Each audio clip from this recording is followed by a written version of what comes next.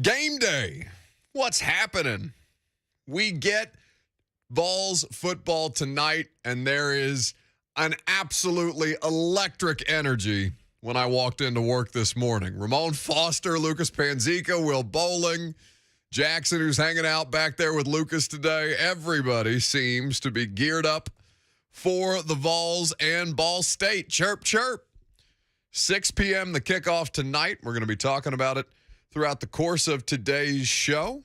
Some analysis from our buddy Adam Sparks coming your way in just about 15 minutes from now. He, of course, of the Knoxville News Sentinel.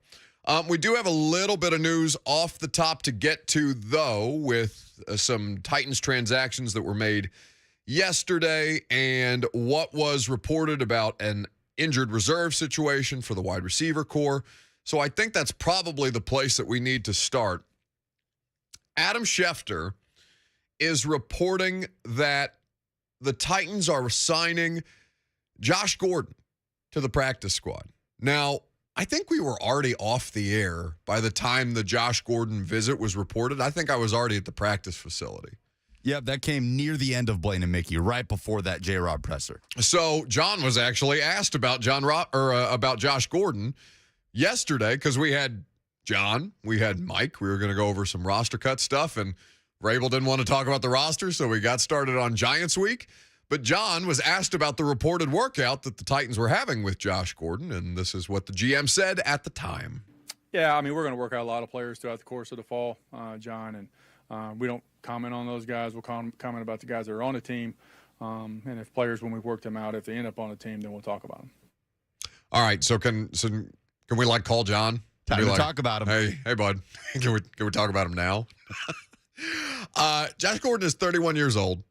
He has been suspended several times for a variety of different reasons. I think 6 total times by the league and once by Cleveland for a violation of team rules. I was shocked to find out yesterday that Josh Gordon was only 31. That guy has been around for an eternity, it seems like. You know how many 1,000-yard seasons he has in his NFL career? Ooh, this is a good question. Mm-hmm. Does he even have one? He has one. Can you name the quarterback that he had when he had a 1,000-yard season? Oh, it was 2013. Because I think I can. Johnny Football? No. Was it Johnny? No. That was Johnny's. Oh gosh, who was his quarterback? I believe it was Titans legend Brandon Weeden. Jesus. I believe. I mean, he had an insane year. It was his second incredible. Second year in the league, over 1,600 yards, 9 touchdowns. He ran the ball, a few times, 88 yards. They rushing. didn't have anybody else. That was like down bad Browns. He hasn't done anything since then. That was But he's 2013. a name. He's a name. That was almost a decade ago. All right, fine. Settle down. Here's what I fear. I fear that he's going to become our Golden Tate this year. I can't live. At least Golden Tate was toward the end of the year where and it wasn't that I was getting upset with people, although I was taking my angst out on people who kept asking me about Golden Tate being signed to the Titans roster when it was just for them last year that they were out of bodies. They just didn't have anybody left, so they had to pull guys like Dontrell Hilliard and Deontay Foreman and Buster Screen and Golden Tate physically off their couches halfway through the season and try and make NFL football players out of them. By the way, they did with 3, to their credit. But Josh Gordon, I fear, is going to be this year's Golden Tate, and I cannot live with each and every week, as long as he is on the practice squad, somebody asking me if they are going to activate Josh Gordon yet. You've just spoken that into existence. Yeah, but I mean, it was going to happen anyway. It was going to happen. Buddy, Malcolm Butler got put on IR for the Patriots, and I'm still getting peppered with it. That's 5 years ago. There are waves of people that probably never made that connection in their mind. And then when you said that, they said, okay, I'm going to tweet Buck about Golden Tate. Well, you want me to lie? You want me to just keep this deep-seated fear that I have? Yeah, stuff it deep down. Just repress it? No, I'm putting this out in the world because I know it's going to happen anyway. Like I'm bracing for the inevitability that dumb questions are going to be asked about Josh Gordon when he hasn't done a damn thing in so long. But them's the breaks. Where'd you get that? What is that? That was Boris Johnson. Oh,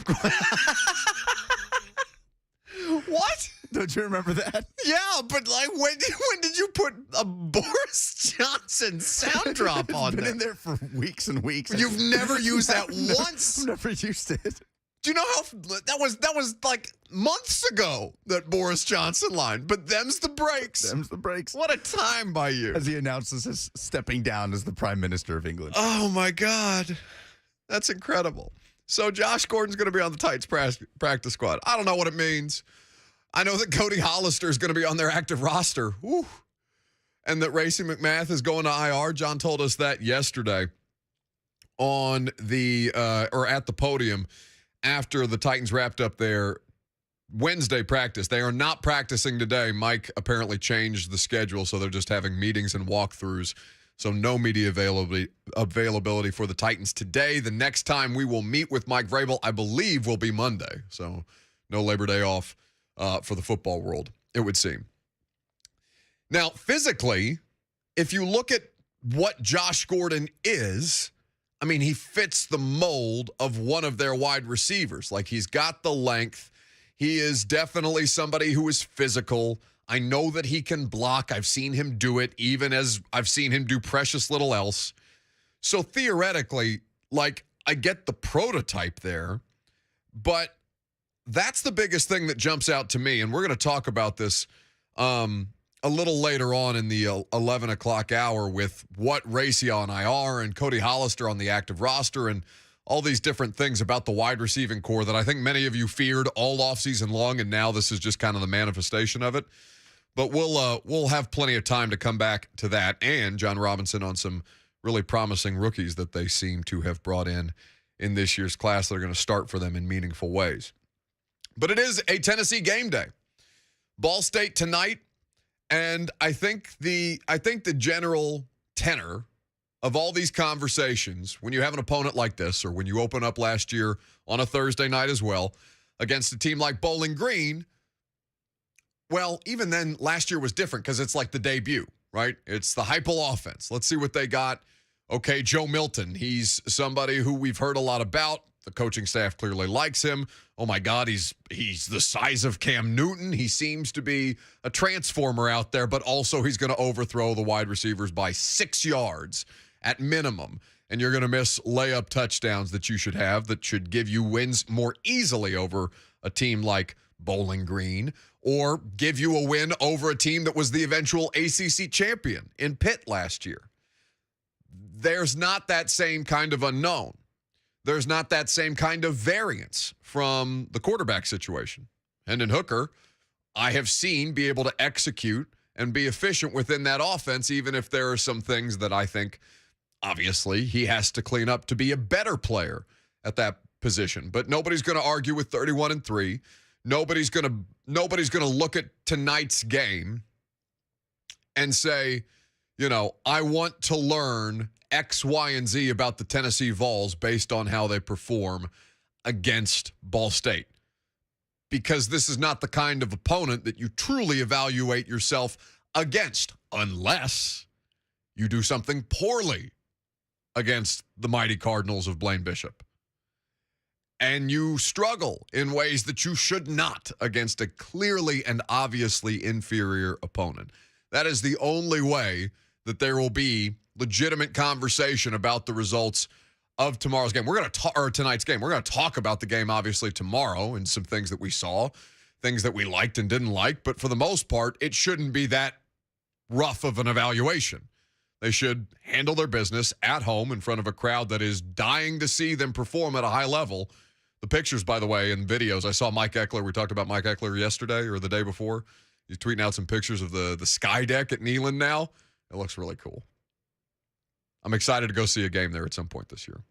I'm trying to. You need to. Which one are you going to again? I'll definitely be there for Florida weekend.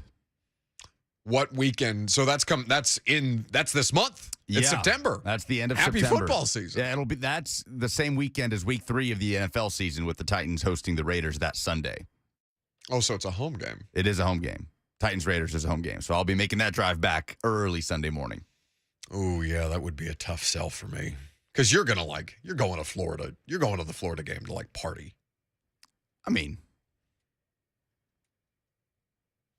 Yeah. Okay.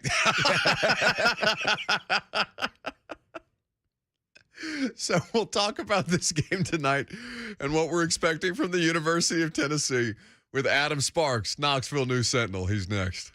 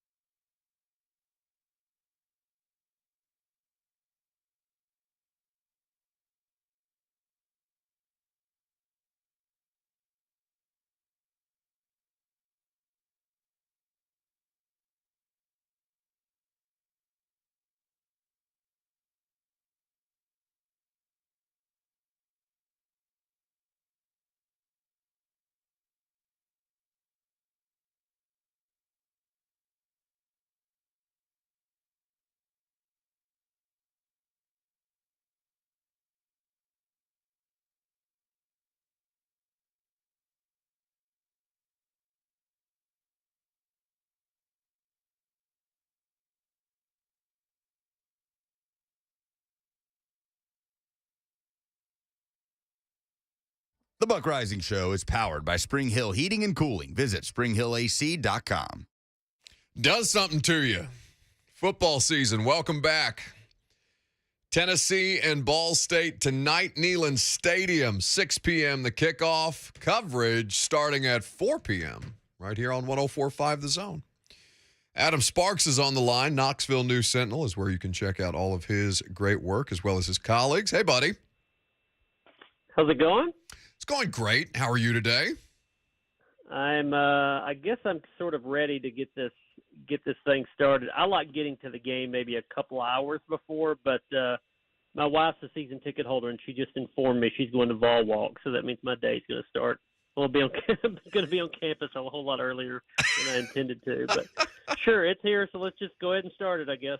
All right, that's exactly the kind of energy we were looking for. Game day, baby. Oh yeah, easy back there, Lucas. Settle down. It is that kind of an opponent, though, Adam, because I think we're all looking at this realistically. About it is the first game. It is the Vols at home in Neyland to open it, and there's expectations and there's hype around everything. But the opponent is not something who we're all looking around at Ball State and saying, okay, the only reason we're talking about them in meaningful ways tomorrow is if they look poor against a clearly inferior opponent. Yes? Yeah, I mean, I think if I had to contrast the feel today versus the feel in the opener last year against Bowling Green, I don't sense any anxiety in the fan base today. There's a little bit last year because we hadn't seen Heupel's offense yet. There were still questions about quarterback. Those questions were not answered in the first game.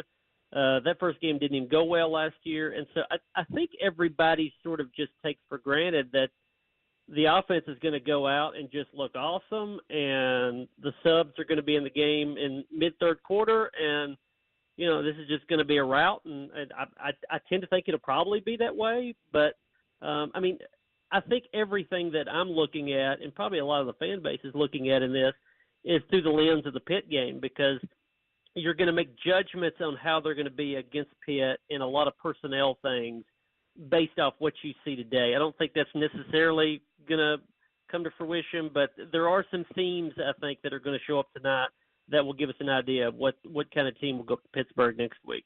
Right. And that's something that's been a big discussion point on both sides of the ball, right? As far as like wide receivers opposite Cedric Tillman, and now you get Brew McCoy eligible, but is he the person who's going to fill into that role immediately, or somebody who's obviously with several different options on the roster, one of these wide receivers that has more experience in the system? Is that going to turn into Cedric Tillman's running mate on the defensive side of the ball? Rushing the passer, the general depth concerns, how much have those been alleviated? And the secondary, I think, consistently year over year has been the thing where we're all looking around and saying, yeah, that's probably the thing that's going to get them. Yeah, I mean, if you jump over to look at the defense, if they need a better pass rush, they need to be much better in the secondary. If either of those things aren't really good tonight, there's going to be concerns, because maybe those things don't show up against Pitt or Florida or whoever in the first month of the season. But if you don't have a pass rush against Ball State, and if you're getting torched in the pass game by Ball State, by a new quarterback, and this is just a MAC team, and if those things happen now, there's going to be some concerns, because those were the concerns that were carried over. I mean, the last time we saw this team was the Music City Bowl, and they gave up like 600 yards or something through the air. So you want to sort of get that taste out of people's mouth immediately. And then, on the offensive side, I mean, everybody's going to be looking at Brew McCoy. I've seen him in practice. He looks the part.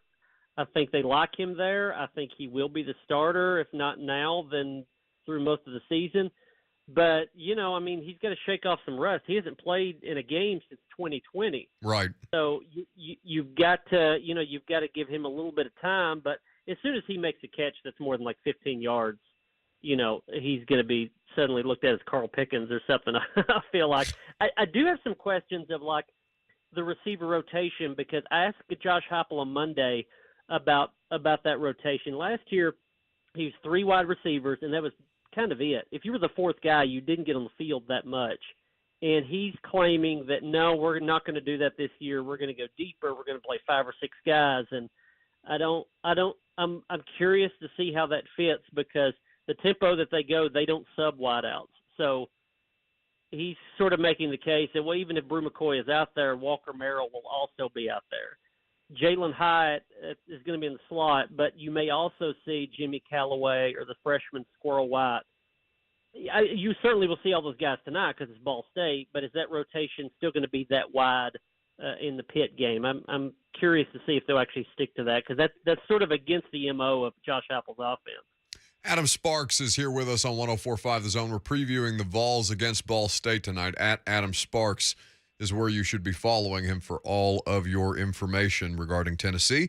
The tempo and the rotation, I think, is one of the more interesting talking points that I've heard, Adam, because it's not somebody, at least in our conversations with a lot of people who cover the team, it's not necessarily something that's come up as often. And obviously 2.99 plays per minute last year is outrageous by any stretch of the imagination. It's clearly going to give them some advantages, and it has its drawbacks, as we've seen. If they start to pile up 3 and outs and all of a sudden the defense is gassed way earlier than they need to be. But I think, has there been any talk about the tempo at least kind of easing up a little bit? Like you can go fast and not go the fastest in a way that would allow you to be a little deeper with your roster and get more of these guys involved. No, most of what I heard that I've heard around the program is faster. Oh, God. It's not slow it down, it's faster. I mean, the number of plays that they had in games last year, and I forget what the number was, maybe 60 or something like that. The idea is that I've heard is that, well, maybe we can get like 8 more plays per game in this year. Now, some of that would be on the defensive side. If you can get more third down stops, which they struggled at that last year, you're going to give the offense, your offense, the ball more. Alex Golesh, the offensive coordinator, has sort of hinted all off season about these tweaks that they're going to make to the tempo. He's even referenced several times that they're going to face like 4 new defensive coordinators. They're going to face in conference 4 repeat defensive coordinators that'll see them again. And so there's kind of been this wink, like we've got something up our sleeve in terms of tempo. I suspect that means they're going to punch the gas and then brake and then punch the gas again, and they're going to mix it up a little bit in a way that's probably not going to be really perceptible to us, but is really going to mean something to them. So I'm curious to see that again. I don't, maybe they show some of that against Ball State. I tend to think they'll show more of that against Pitt. But no, most generally what I've heard is we were fast last year. I think we can be faster. And, if you're widening the rotation, if you can sub quick enough, then you get in fresh receivers. Maybe if you're just subbing one series, and not one series to the next, but one possession to the next. So you're keeping your wide receivers out there. You have four returning starters in the offensive line, so they could probably go a little faster. They're used to this. You have your quarterback back. You have your starting running back. You have both your tight ends. So personnel-wise, you could go as fast as you did at the end of last year, which was faster than they were at the beginning of the year, and maybe you could do that a little more. But that's what they want to do. They think the best thing that they did last year was just gas people, and I think they want to punch it a little bit more. You put out a funny piece the other day that I was going through. At Adam Sparks is where you can see all of the articles that Adam and his colleagues write for KnoxNews.com. 5 frustrating phrases no Tennessee football fan wants to say this season. Now, I don't want all 5 because I want people to read the article. But, like, what is an example of a frustrating phrase that no Tennessee fan wants to say this year? Well, why don't they just get under center and get the first down?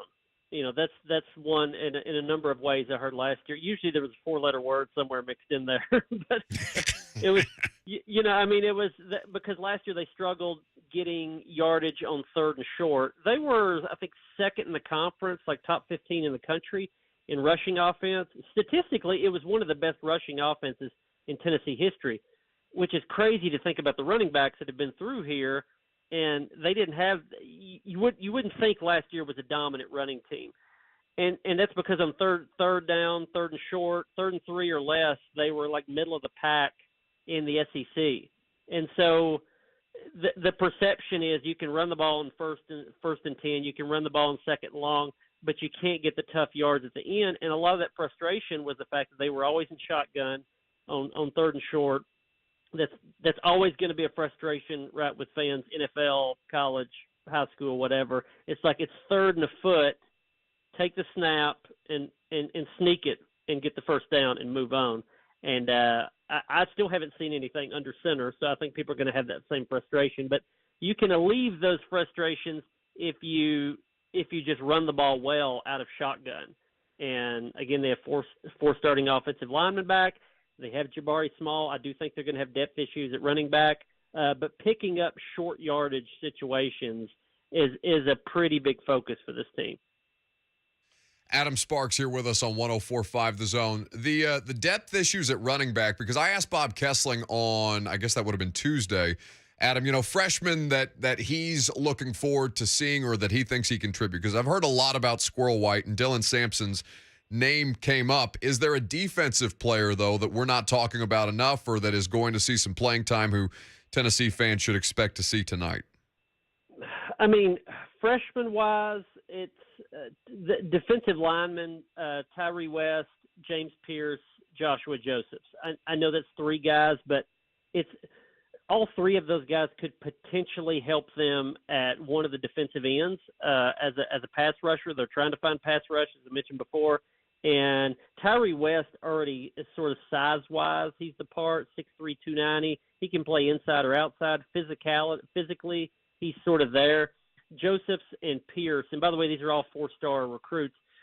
Josephs and Pierce are more of the 230-pound range, so they're thin, but they're fast. And if any of those guys get a sack tonight or get a hurry, then I think you could potentially see them used situationally against Pitt or maybe later in the year. Because if you can come in on third down and just be a pass rusher and give them 5 snaps a game, that's what they needed last year and they didn't have. They do need some help there. I don't know if any of those three guys will fill that, but if you see one of those three freshmen do something on a pass rush, then they may get their shot next week as well.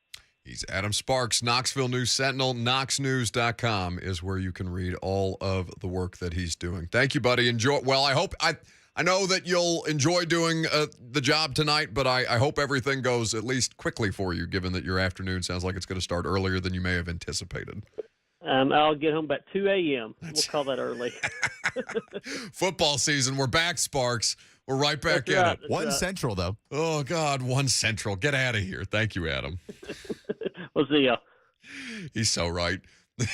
Derek gets so mad at me when I come home from, it's like a 7 o'clock kickoff or 7:20 kickoff Central Time for the Titans. I come schlepping back in at 1:30 in the morning. Where the hell have you been? She thinks I'm like out drunk at a bar after the game or something like that. No, I've been in a terrible, smelly press box. Nothing good happens after midnight, Buck. Way too long. So he made some interesting points there. The running back depth issues. So let's talk about this. Lynn J. Dixon was here for 18 days and then gone. You had some defections, of course, in the offseason. Jabari Small is somebody who I'm very, very interested in. And again, it's not necessarily relevant to the college football. I mean, it is relevant to the college football season, but there is also significant NFL interest in Jabari Small this year. Say that. Dylan Sampson, who Bob Kessling brought up on Tuesday, was one of these freshmen that we are curious to see what his immediate contributions will be, because you know that he's got the kind of speed to separate from defenders in the open field. You've seen this from him coming in and in practice and things of that nature based on the reports that we've seen. But how, what he does at the second level, how much of a change of pace player he actually is for Small, I think there's a lot of different things that you need to keep an eye on. But the idea that they're going to go faster. I looked this up after he said that. I could not find the most plays per minute in college football history. I have to think 2.99 was already up there. They can't break 3. That's wild. They're going to try. They're coming into this season with a comfortability that they obviously didn't have going into year one. Because remember that Bowling Green game? It started off as good as could have possibly started off with those first couple of kind of scripted drives with Joe Milton at quarterback, despite the issues of Milton looking like a statue in the pocket. I remember we joked that was one part of the television frozen with the rest of the bodies moving. I was so confused with how he was just standing there flat-footed throwing these balls. It's very jarring. It's very jarring. But after those first 2 drives where it's boom, boom, 14-0, just like that, and you're looking around thinking, okay, this is going to be fun. Well, Tennessee went into the half up 14-6 was a one-possession game against what was one of, if not the worst team in FBS in the 2020 COVID year in Bowling Green. Obviously, there's, it's year one of the hype player, game one and different quarterback. But there's a comfortability there going into year two that there was not in year one. The problem is there might also be a comfortability for opposing defenses, at least in the SEC, that have had one round against this offense and are going to be going in a little bit better prepared in year two. Let's hear from the offensive coordinator, Alex Golish, on that very subject. With play callers on the other side of the ball, figure out what they can and can't get in at the tempo. So you got to have answers. For us, that's a multitude of different things. I don't necessarily want to share it, but we have answers to replicate tempo, answers to how they answer it. In a lot of ways, that's what I spent all spring doing is, man, we hurt them here. They're going to take that away. What's the next counterpunch to that? So that's Alex Golish talking about teams being better prepared for the Tennessee offense heading into year two. Felder yesterday I thought was really good talking about Tennessee, and we've kind of gone through this with him before about people have had time to prepare for Josh Heupel's offenses previously. It's not like he's new to the college football world. Tendencies are out there. Stylistic preferences are out there. Clearly, tempo is a part of what you basically know what it is. Now, how they're going to try and exploit things, certainly over the middle of the field, is something that they took a lot of advantage of last year in just creating wide open spaces for these wide receivers. But then coming back to the running back situation, like what do we know about Justin Williams-Thomas, for example, another one of these freshmen who is going to be looked at, I think, given the depth concerns, as somebody who, all right, what can you show us? What can you show the coaching staff? Because I've heard precious little discussion around him. Yeah, all the attention as far as freshman running backs go has been to Dylan Sampson. He's drawn more rave reviews from this coaching staff. I think Williams-Thomas might be a little further ahead in pass protection, which is critical for this offense at the running back position. What we know about him is that he's a true freshman, big power back that looks a lot more, I guess, intimidating physically by nature than a guy like Dylan Sampson does.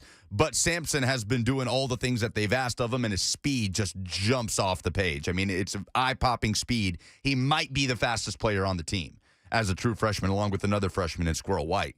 But Williams-Thomas, we also know, is critical to this team's running back depth this year. Because 4 bodies you can live with until one of those bodies is not very effective or one of those bodies goes down. Then you're in trouble. Because this team has to be able to run the football with efficiency and with consistency to be able to open things up in the passing game and keep that tempo. Something to keep an eye on as you watch tonight. Again, we'll come back to this later on, but it's not necessarily about what you can learn about or basically judging how good or bad the Tennessee Vols are going to be this year. It's not necessarily about that. I think Sparks said it well. Personnel and the kind of changes that Josh Heupel has talked about. Implementing more wide receivers in the rotation. How that's possible if you're running more than 2.99 plays per minute, I'm not quite sure. But I'm very, very curious to see at this point. So I hope that that's something that they're going to try and experiment with a little more. And he's not just saying that to pay lip service to a question that he's being consistently asked. But I do think the running back position is a really good example of something that you can pay attention to tonight with the 2 freshmen. Because last year, I mean, what for you, off the top of your head, what was the biggest issue for this Tennessee offense a year ago? Milton. Well, I mean, when they were in their final evolution of the 2021 season. Okay. Like, what's the one thing that they just kind of kept hitting a wall, you felt like? Well, I felt there's a couple of things, and I'm more watch Hendon Hooker, I think, as the driver of that. Like, he wouldn't move off his first read, and I thought that sometimes bogged them down. I thought that sometimes created his own pressure, but I also thought that the run game kind of tailed off a little bit. A little bit, and mostly because of the way they struggled in short yardage situations in the run game. That's a good point. It happened so often of a 6 to 7 yard pickup on first down, and you have 2 plays to get 3 to 4 yards, and they couldn't do it. They couldn't convert those 3rd and 1s. We've talked about the Jalen Wright, they're the anti-Titans. They Yeah, throw exactly. efficiently on first down, and It's then crazy. they can't run for 2 and 3 yards on second and third down. Well, they ran the ball very well last year is the thing. I mean, Jabari Small had an 800-yard season. But we never figured out, who's the other running back that started missing time? Tyon Evans. Tyon Evans. We never figured out what the hell happened with Tyon Evans. Yeah, that was a weird situation. He's now a Louisville player. But he started off as the lead back, was very productive. And then Small kind of worked in, and then Jalen Wright's getting a ton of reps by the end of the year. They ran the ball really well last season. Like, rush yards per game, they were near the top of the SEC. But they kept continuously running into those short yardage situations. You got to look at it situationally rather than average yardage per game, for example. If Justin Williams-Thomas is going to help them anywhere, you figure it would be those short yardage situations. I know it's against Ball State, but it's still something that's going to be at the top of my list of things to look for tonight. Okay. Well, we can talk about things that you're looking for tonight from the Tennessee Vols against Ball State. 615-737-1045. is how you jump in on the conversation, 615-737-1045. Somebody has brought up something in the YouTube chat having to do with the Tennessee defense that I also think is worth diving into in a little more depth. So we'll do that coming up next. I'm Buck Rising, 1045 The Zone.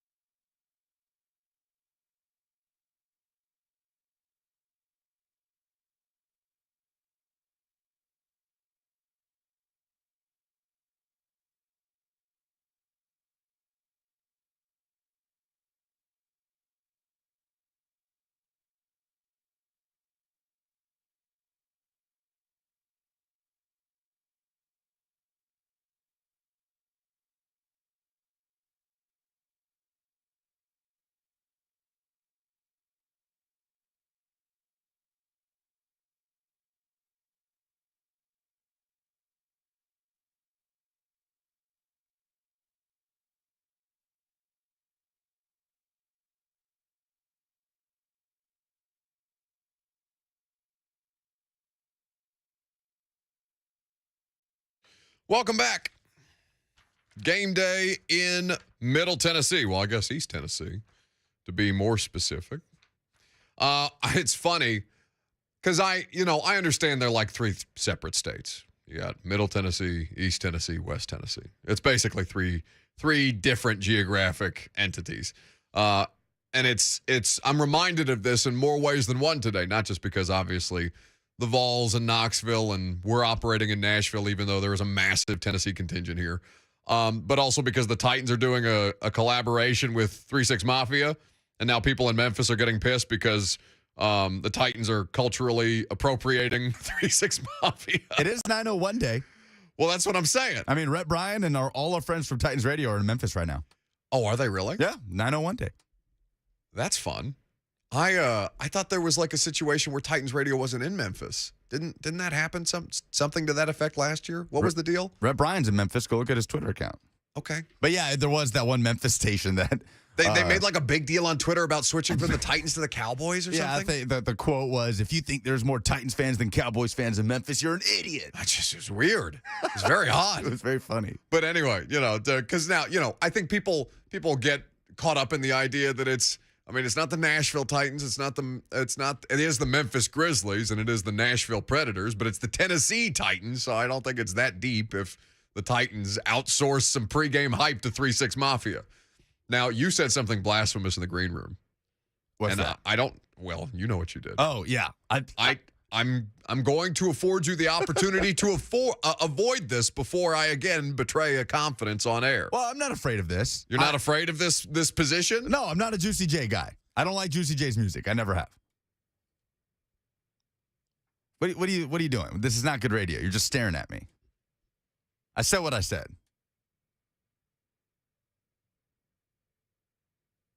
You're going to talk? There's going to be an FCC violation at some point. That's the only reason I said something. Yeah. I was going to let you sit and wallow in your opinion that you're not a Juicy J guy.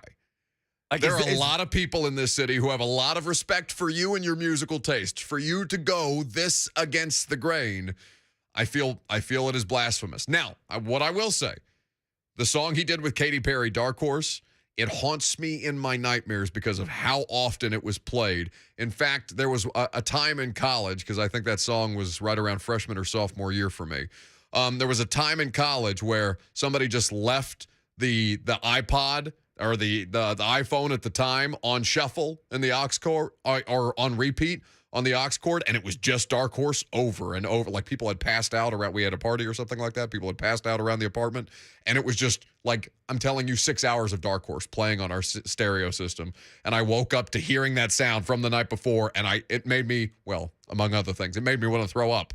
But it was that's the only Juicy J situation that I have been, I'll remove myself from. But for you to not be a Juicy J guy. How is this such a controversial opinion? I think it's fairly controversial. Apparently, people are just coming at me in the Zone TV That's chat. what this is like me saying that nobody under 30 cares about Michael Jordan, what you've just done. Which is wrong. Well, so are you. I accept that. Clearly not. You're fighting with people on YouTube. People are very upset with you. I'm not responding to anyone. I'm not going to get sucked in. We'll see how long that lasts. Nobody gets more caught up in the Zone TV chat. Actually, that's not true based on the conversation I just had with Will Bowling. But anyway, the Vols. We talked about the issues that I'm looking for on defense, not just tonight, but this season from a year ago. The amount of third and long conversions that they allowed for a variety of reasons. They weren't good enough rushing the passer last year.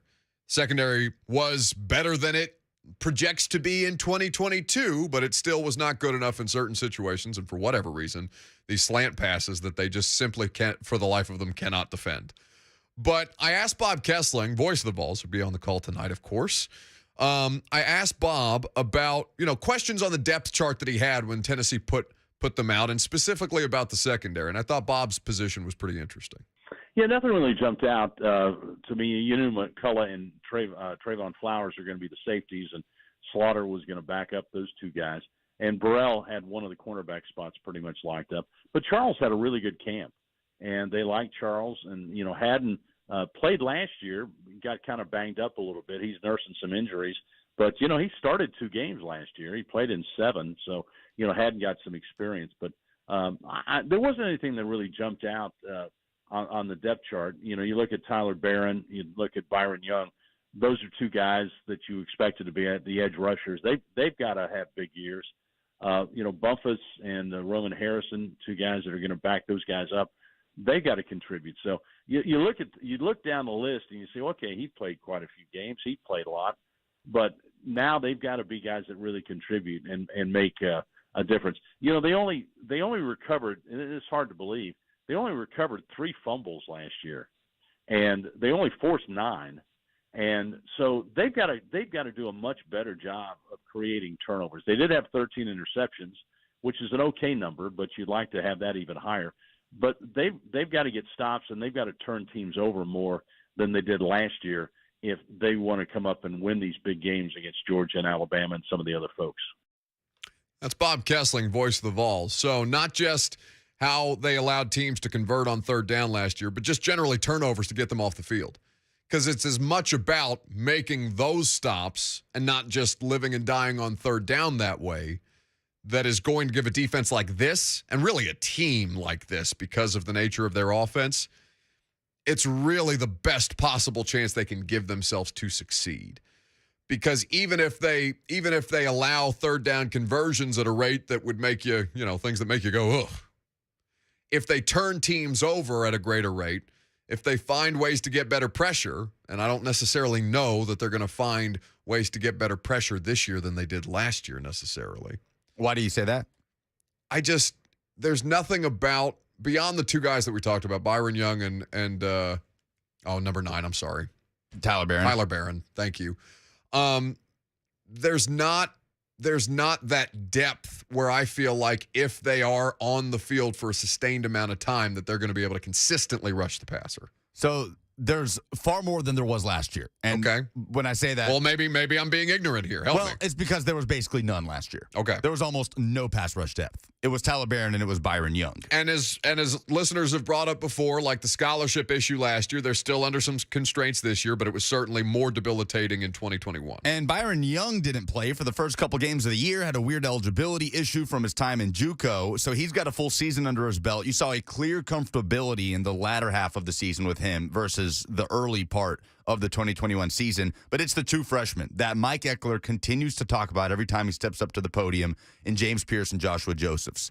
And I'm struggling to remember now which one he said is a little more of a refined product, and another one of them is still very raw, but has all the length and the size. They could add some weight, but for the most part, the tools are all there that you need for help in the pass rush, and they don't have to be like instant impact guys that need to take all the reps. Like Tyler Barron and Byron Young need to produce this year more than they did a year ago, but they're going to at least have somebody that can supplement that, which wasn't the case last year. So that's kind of the argument for an improved pass rush. How improved? I don't know, but there is that depth that did not exist a year ago that Josh Heupel talks about. It can be better and still not be good enough. Right? It can be better and still not be good enough. That's kind of the worldview that I'm looking at the Vols defense. But it has to be better. I mean, this defense goes as far as the front 7 goes. You trust in the defensive line with Rodney Harrison there and the steps that you expect Amari Thomas to make. He has enough of a track record as a developer of defensive linemen, and they have enough bodies there and enough talent that you think they're going to be okay. But this defense goes as far as the front 7 will take them. 615-737-1045. You can jump in on the Vols talk if you like. Titans making some acquisitions earlier this morning. We're going to go over them and what they might mean for the roster. You'll hear from John Robinson as well. A little bit of Titans talk coming up next.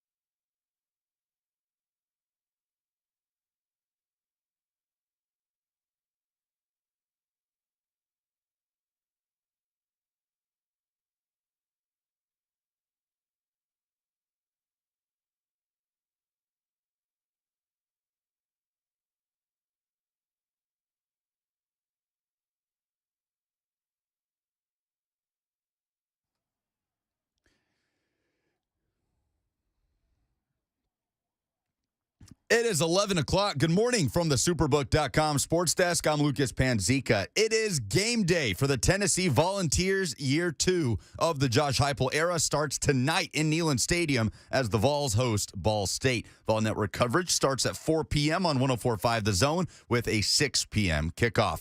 The Titans finalized their practice squad on Wednesday and then added to it today. Wide receiver Josh Gordon is signing with the Titans practice squad, according to Adam Schefter of ESPN. The 31-year-old caught 5 passes with the Kansas City Chiefs last season for a total of 32 yards and 1 touchdown. General manager John Robinson spoke to the media, confirmed that wide receiver Racey McMath will be placed on IR, with Cody Hollister taking a spot on the active roster. Nashville Soccer Club won its 3rd straight Wednesday night, routing the Colorado Rapids 4-1 at Geodis Park. Hani Mukhtar with a hat trick. He is now the 2nd leading scorer in MLS with 19 goals plus 11 assists. NSC is 5th in the Western Conference table. For all your foundation repair and waterproofing needs, visit USSTN.com. Breaking news at once in your home for the Titans and Vols. This is 104.5 The Zone.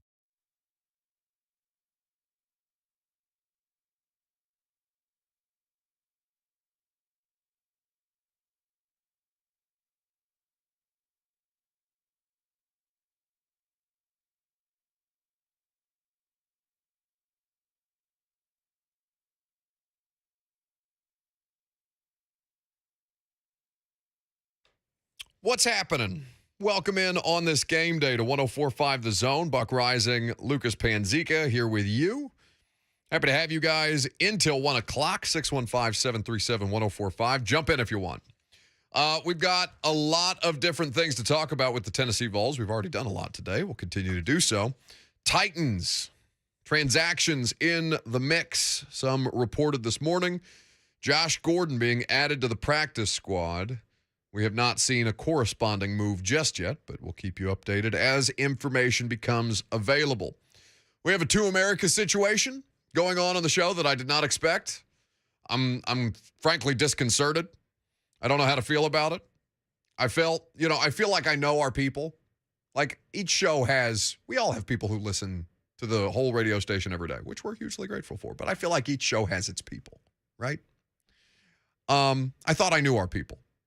I thought I knew our people well enough to trust them to know who 3-6 Mafia is.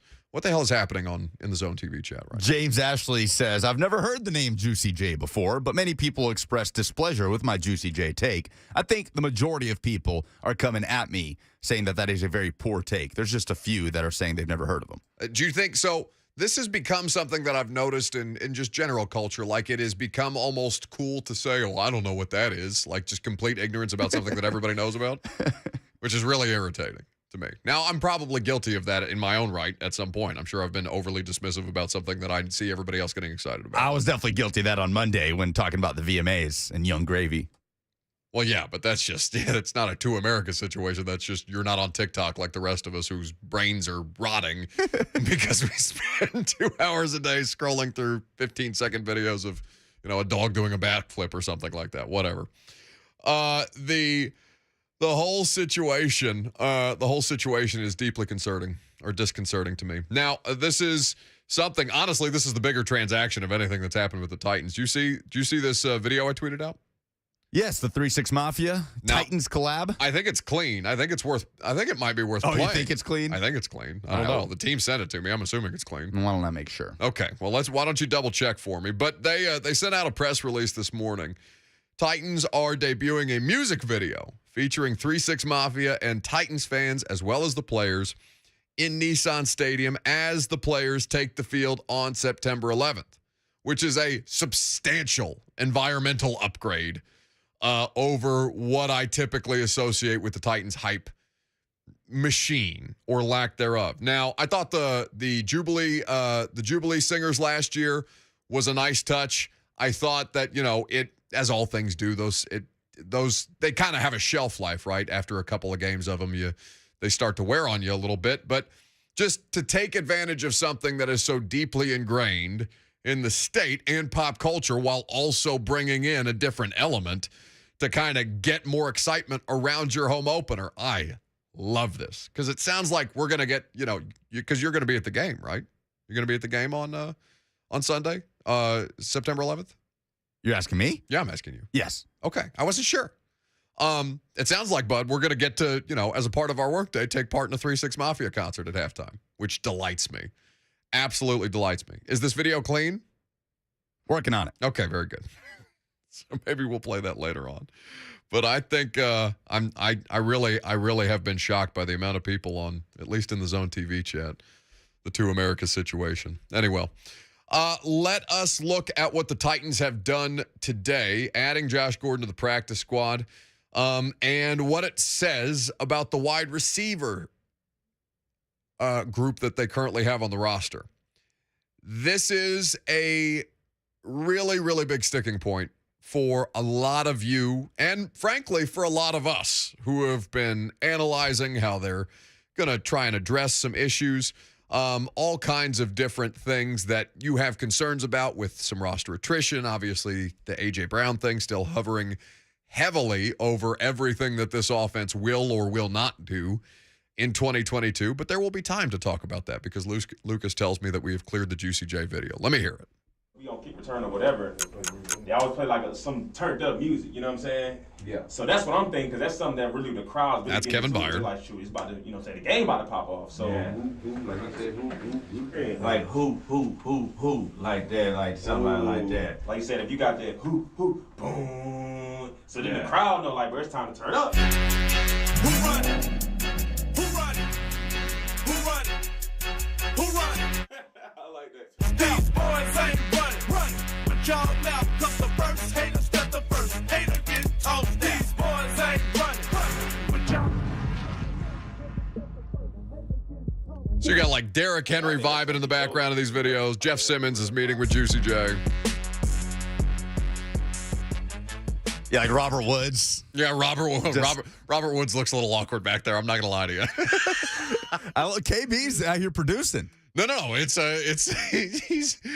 trying to add an executive producer credit to his IMDb or something like that. KB's in there directing the meeting with Juicy J and DJ Paul, which cracks me up. But I think that this thing is going to make it a bigger deal at the home opener, because now you're doing the kind of stuff that I think Nashville as a city does well anyway. But the Titans are picking up more and more on it. And frankly, the NFL has kind of stolen it from the 2019 draft here. Just incorporate big musical events with your product to make them feel bigger, especially when you have the kind of talent at your disposal that the city of Nashville and the state of Tennessee in this particular franchise does. But I think there's probably going to be the same kind of disconnect in the stadium that there's been a little bit for us on the internet today, where it's just, a bunch of people of a different generation looking around and being like, the hell is this? So people are siding with me? Is that what's happening? No, people aren't siding with you. Okay, you want to be aligned with the people I'm talking about here? I don't know. Think about it. Choose your allies. I have listened to Juicy J. And be on the right side of history. My only take is that there are so many rappers that I consider to be much better quality than Juicy J. Nothing to do with his production talent. I don't know anything about that. I'm just talking about him as a rapper. Okay, very good. Let's talk about roster acquisitions. I'm excited now. They've got me excited. Now I was, excited to work a home opener anyway, but I've done home openers before. This is new. So that'll be a lot of fun. Let's talk about the wide receiver depth, because this is not fun. They are down bad at this point. I was going back and forth with some people last night on the primetime show, because I was looking at the Colts roster, just the wide receivers of the Colts next to the Titans. And I had somebody bring it to my attention that, again, there was a bunch of Colts slobbering going on the internet by somebody who, okay, whatever, I don't care, or whatever television program or network, fine. Like, whatever makes you happy, or why you guys continue to gravitate towards this stuff for no other reason than to make yourselves miserable. I don't get it. But I'm looking at the Titans wide receivers. What currently is on the active roster doesn't guarantee that that'll be the case week 1, but I don't see it getting much better in the next couple of weeks, of Robert Woods, Nick Westbrook-Akina, Treylon Burks, and Kyle Phillips. Now Cody Hollister is their 5th, and saying, all right, I like their top 2. I like Woods and Phillips. I probably like NWI as a 3. I love him as a 4. But as far as playmaking ability is concerned, and a lot of questions about the pass protection for this team yet again, are they kind of what we feared they might be once they traded AJ away? Are they actually a worse product as a receiving core without his presence on the roster and the significant shifts that have been made? I'm really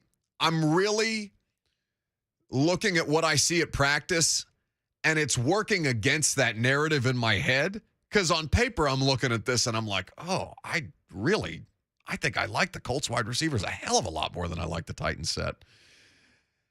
But I'm not at practice. I don't see the Colts wide receivers the way that I do the Titans. And what I've seen from the Titans wide receivers is, Tannehill looks really comfortable with these guys. Kyle Phillips is somebody he trusts. Robert Woods is somebody he trusts. He gets the reps with these dudes because they're available and on the field. So maybe it's not as bad as my brain wants to tell me that it is. I feel like that's the guy the Colts don't have.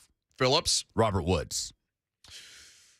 Well, I think they think that Pittman is on the precipice of being that kind of a player, like who a legitimate wide receiver number one in their offense. And we've only seen 1 year of that. It's very, very small sample size. And again, the quarterback the quarterback issue there, Carson Wentz, is 27-7. Touchdowns to interceptions is a fraud. I guess the 1,000-yard season with Carson Wentz as your quarterback is a notable accomplishment. That's what I'm saying. Honestly, I think more of Frank Reich after going back and watching some of those Colts games, because I'm like, they made something out of nothing here. Absolutely nothing. So I think with improved, Matt Ryan, who has lived and died, more importantly, behind terrible offensive lines in Atlanta, he's going to be salivating at the idea of playing in front or behind just a slightly better one in Indianapolis, because I don't think they're that good up front either. But I think that Matt Ryan is going to substantially improve the collection of talent that they have in the skill positions for Indianapolis. And what I don't know about Ryan Tannehill is how much further he can elevate what they have now, or if it's just about get him comfortable, get him in rhythm, and as he has himself said, let guys make plays for him. And that's really been the Titans' offense. Yards after contact, yards after catch. Quarterback is going to be efficient and distribute the ball, continue to make plays with his legs, keeps the defense off balance. And, of course, you have the jackhammer in the backfield that Derrick Henry is. It's going to make your play-action passing game more efficient because, obviously, he's going to draw attention. The linebackers are going to cheat up. You can make plays all over the middle of the field. So maybe it works, and maybe it's just on paper the thing that's kind of catching me up. I'm doing the thing that I chastise people for doing is I'm kind of box score scouting the depth chart right now. I mean, it hinges on Burks, does it not? He's the biggest unknown. The totality of the Titans receiver core's potential this season hinges on the rookie Treylon Burks. He has the ability to, well, here's what I'll say. He's not going to make it he does not impact my opinion of it being worse. I don't think Treylon Burks is going to get out there and be a liability like Des Fitzpatrick. It's the ceiling I'm talking about. I think that has the ability to kind of break this thing open in ways that we don't yet know. For lack of a better term, just to use a cliche, X factor, right? Treylon Burks is a legitimate X factor because consistency isn't there in practice. Ceiling is unbelievable. This is a player who is highly regarded and may well be their deep threat in the meantime because Racey's not going to be there as we kind of sit here looking at these things. So I think the more that you kind of stew on it, man, what does it say about Dez that Cody Hollister is the option above him? In fact, I think I can flesh that out. I think I know what this means about Cody Hollister being on the active roster over a couple of different guys.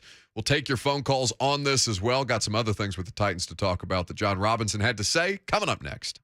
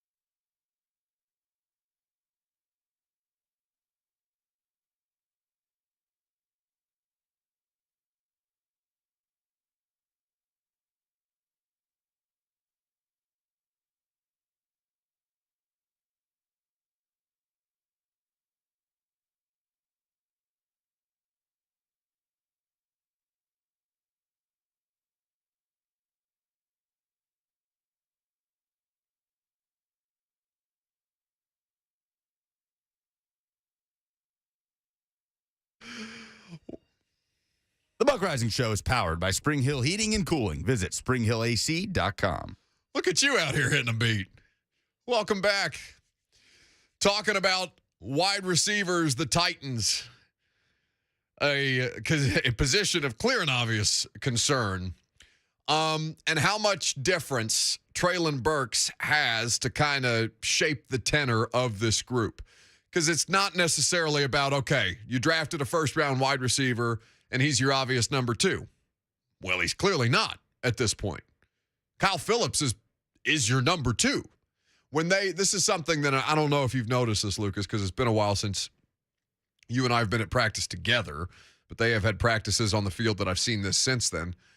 When they are out there running, one-on-ones or 7-on-7, and you'll hear a coach bark out, all right, best two. Who comes to the line? It's not Robert Woods and Treylon Burks. It's Robert Woods and Kyle Phillips for the wide receivers. And then they go out there, they run a route concept, and they dice up the secondary because that's the best thing that the Titans wide receiving core has going right now. So and we'll talk about other roster things that John Robinson addressed here in just a moment, but I think that for me, I'm not going to know how I feel about him until about a month into the season. What are you laughing about back there? What happened? We're getting rave reviews from the butt music. Oh, because I had and you wouldn't have done it because you're not a Juicy J guy. I will gladly take the credit. What an excellent work by you. But how much Treylon Burks has the ability to affect this, I'm not going to know until probably October. I need a fuller sample size of this guy and their offense just generally, because I think there's a lot of questions about the offense, a lot of questions about the Tennessee defense, against Ball State today and what they're going to be able to do and things like that. Like the offense is consistently the biggest unknown. I know what I think about it in practice. I know what I've seen from other dudes in preseason games, but it's not really their offense. And, how many snaps did Robert Woods play? He had 1 catch for 3 yards. He got out there in the preseason game, ran a route or 2, made a block and got out. You have no idea what that's going to look like. First down catch. And no, it was a nice first down catch. To his credit. What Robert Woods is, but you don't know what the offense itself is going to look like and how they're going to utilize Robert Woods. If it's going to look more like the Rams and it's just trying to get the playmakers the ball in space and let them make plays, which Robert Woods has done very successfully. Treylon Burks did successfully in college. Kyle Phillips can certainly make guys miss in the open field. So you're looking at a situation where you do have the idea of what it might be, but nothing quantifiable to base it off of just yet. 615-737-1045. Jump in if you like. Corey in Hendersonville wants to talk about these wide receivers. Hello, Corey. Good afternoon, Buck.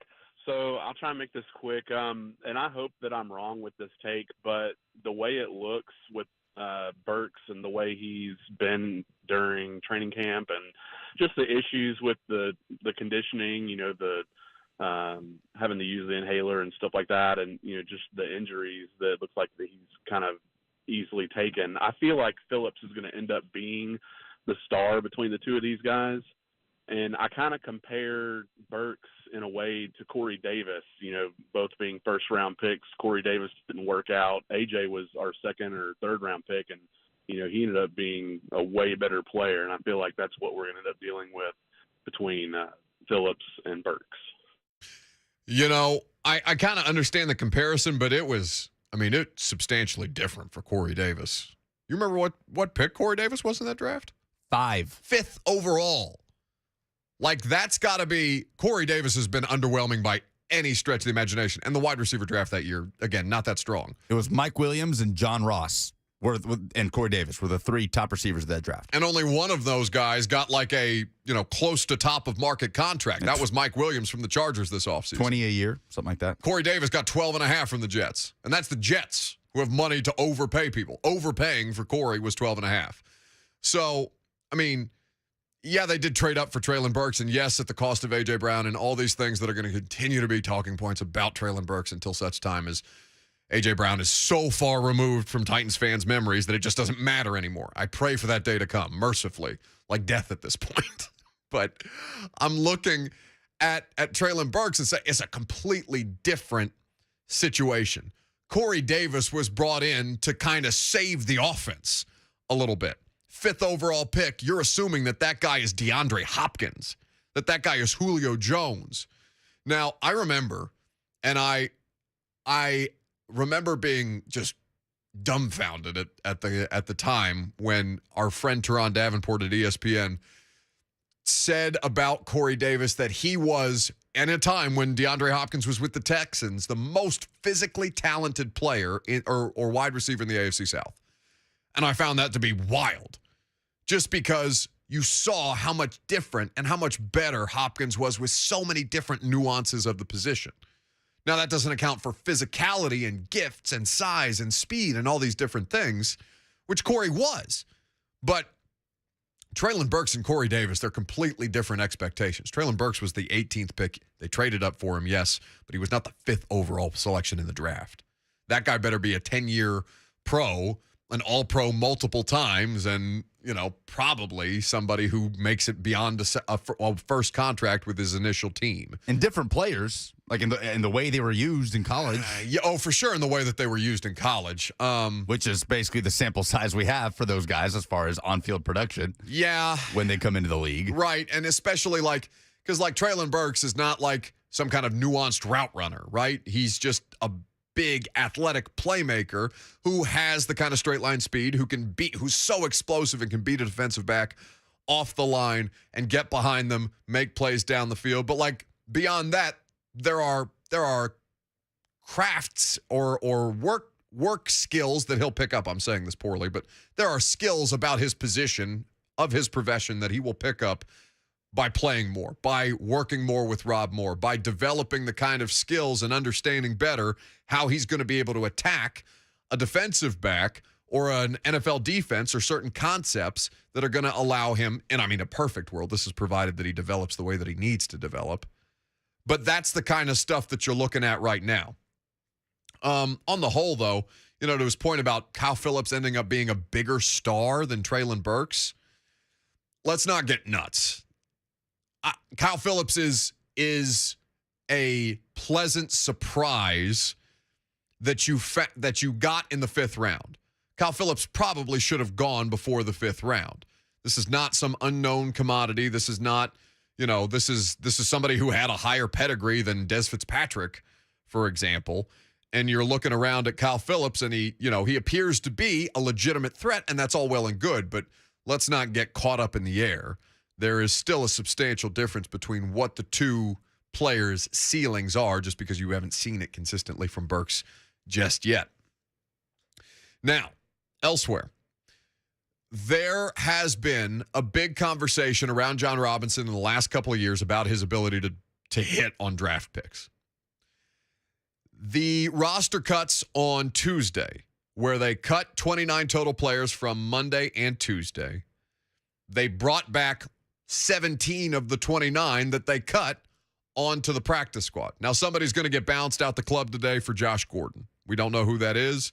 We'll find out probably today around 3 o'clock or around there when transactions are submitted to the league. But what John Robinson's draft record has been in the last 3 previous, 2020, 2021, 2022, I don't think people would look at it and say that John and his staff, it's not just him, but he is the face of it, they haven't done an overwhelmingly good job replenishing the depth on this roster and finding cost-effective solutions to keep them from having to dip back into more expensive options in free agency, or trying to find hidden gems or guys who may have not been great in other spots but have come in here and maybe tried to or maximize their abilities. 2020 was an objectively terrible draft. It may be the worst class that John Robinson has put together. Now, we asked John about this class again, and we've had several conversations with him about it, because Christian Fulton still is the only player from that draft class. There are some other undrafted dudes from that class, but the only draft pick from 2020 still on the active roster. John was asked about this yesterday. Here's what he said. Well, I think, Christian Fulton was in that class. Murch was in that class. Murch has made our team a couple times, and then he ended back up on the practice squad this year. We've got some guys in that were undrafted that are on that class. I've spoke about the guys that aren't here anymore. I'm not going to talk about those guys again. But I think that whole period of time was kind of weird for all of us, right? Because we were in this pandemic. We were locked in our houses, and we couldn't do anything. And it certainly, we tried to go through our process, TD, but it was just different. And it wasn't, I personally was not able to do what I normally do as I prep for the draft. Now, he's right about Murchison and Chris Jackson because they're back on the practice squad. And those two have both made the team. As a 5th-round pick and a 7th-round pick, that's not a given. Like Theo Jackson, a 6th-round pick, didn't make the team this year. Jackson's given you essentially the most you can expect out of a 7th-round pick, I feel like. Oh, by a mile. Again, I go back to Sunday Night Football against the LA Rams. He was one of the best players they had on the field. It was crazy. Now, if you can get a moment like that, even a moment out of a 7th-round pick, you're gravy. It's the fact that the 1st-round pick was horrendous. The 3rd-round pick, they were sick of. They cut him before training camp. Darrington Evans. They said, get out. They said, get the hell out of here. We banish you to Chicago. I award you no points, and may God have mercy on your soul. Christian Fulton is a good player. He's probably your best corner. We'll see. McCreary may push him. But Fulton is your best corner right now at this very moment. And looks like he's going to be a starter for a long time for this team should he continue to make progress and to take steps necessary to be a high-level player. I feel like the 2020 draft situation Forgot about Cole McDonald. was so unique. What do you mean you forgot about Cole I McDonald? forgot he was in that draft class. Did you say that to me or did you say that on the air? Both. Okay. I never know.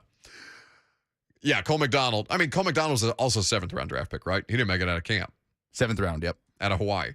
So Cole McDonald not here. Chris Jackson and Laurel Murchison cut this year, but back on the practice squad. Darrington Evans, Isaiah Wilson out, and Christian Fulton still hanging around and playing at a high level. I feel like most people just heard that explanation from John of the 2020 class and probably think that's the lamest excuse they've ever heard. Did that hit you a certain kind of way?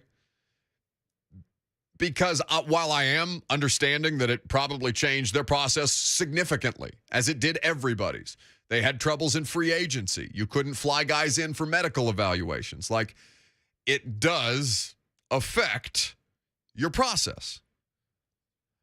But I think that 2021 is trending in the same direction. Wouldn't you? Des Fitzpatrick is an objectively not good football player. And that's not a personal attack. It's not that I have some kind of disdain for Des. It's that he has twice now in 2 seasons as a pro not made their active roster as a 4th-round pick. And you have to take into context who was on the board at that time and the situation of trading up for him at that time. Buddy, I'm watching Amon-Ra St. Brown on Hard Knocks talk about the 16 wide receivers in that draft were taken ahead of him, and he set the rookie reception record for Detroit last year. Des Fitzpatrick was the last wide receiver taken before Amon-Ra St. Brown. And again, you can't do the results that way because it can often – you can do a lot of these things across NFL history. But Dylan Radins is a 2nd-round pick.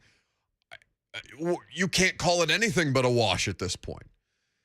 I don't know that Dylan Radins is not going to go on to have a successful professional career, and you may define that differently. But like as a 2nd-round pick that can't get on the field, come on now. Unless there's outright disaster at left tackle and your starter's out, your backup has COVID, and okay, bud, we got a Thursday night game. Get out there, big fella. And we'll try and figure it out around it. I went through the Titans draft history last night just out of curiosity. You take into account Elijah Molden and Rashad Weaver there. Sure. Well, do you know that Weaver is a good and sustainable football player? Not yet. Right? So 2021, though, with the biggest pieces. Caleb Farley doesn't have a starting job. Yes. Dylan Radins doesn't have a starting job. Yes. Does not. Monty Rice, I'm not going to get mad at Monty for injury. I'm not going to get mad at anybody for him being injured. Elijah Molden looks like he's going to be a pro, but we'll see what his injury situation is this year. Dez, no good. Rashad, unknown. Racy, special teams? I don't know. I mean, for a late 6th-round pick. For what? For a guy that has made the roster back-to-back years and has helped you on special teams. I think at this point, it is fair to call Racy McMath a good draft pick. Okay. Brady Breeze, not so much. No, he was out in the middle of last year. Which was 10 picks after McMath. So 2020 is by far and away the worst class by hit rate. And honestly, 2018 is up there because they traded away a lot of draft capital. They ended up with only 4 picks, and Harold Landry's the last player left standing there. So that would probably rival in terms of hit rate or lack thereof how things panned out. Because Rashawn, while he did start and play for this team for a couple of years, clearly and obviously was not anything to write home about.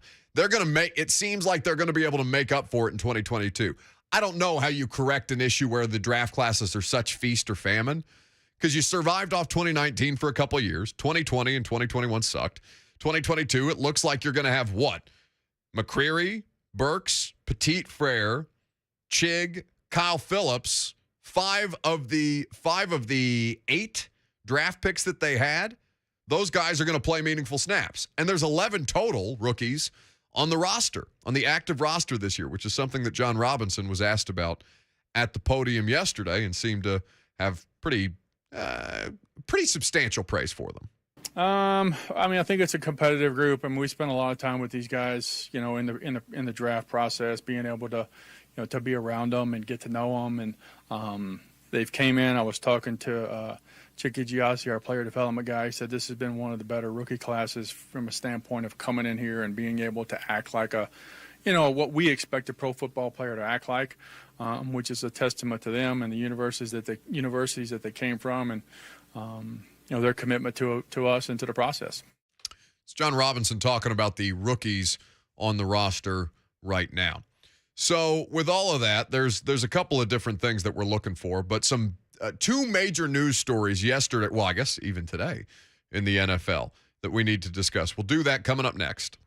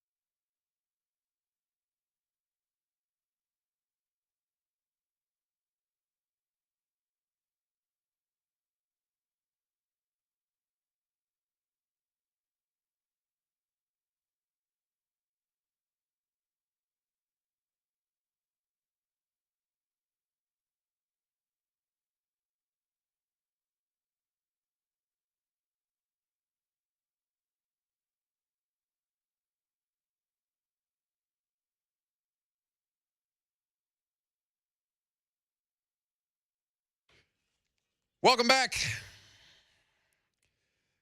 We've got some significant local news that's been going on a storyline for about a week now that, unfortunately, I was not made aware of until just now.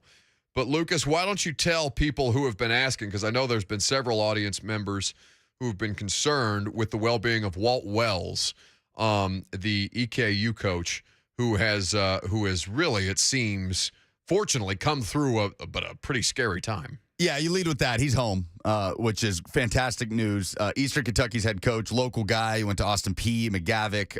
I'm seeing Big Joe on the go tweeted a screenshot of their text exchange where Walt Wells texted him, "Headed home today. Love you, brother. Appreciate you so much." And EKU had consistently been putting out press releases about Walt Wells, who was Tennessee's O-line coach in 2017 under Butch Jones, had a cardiac medical episode earlier this week and was on a ventilator at one point this week in the hospital. So it was a big scare. Looks like he's headed home and everything is okay. That's just a guy I know several people in this community have been calling in and asking us about, and a lot of people know. So that is just fantastic news. Well, yes, thank you very much for bringing that to everybody's attention.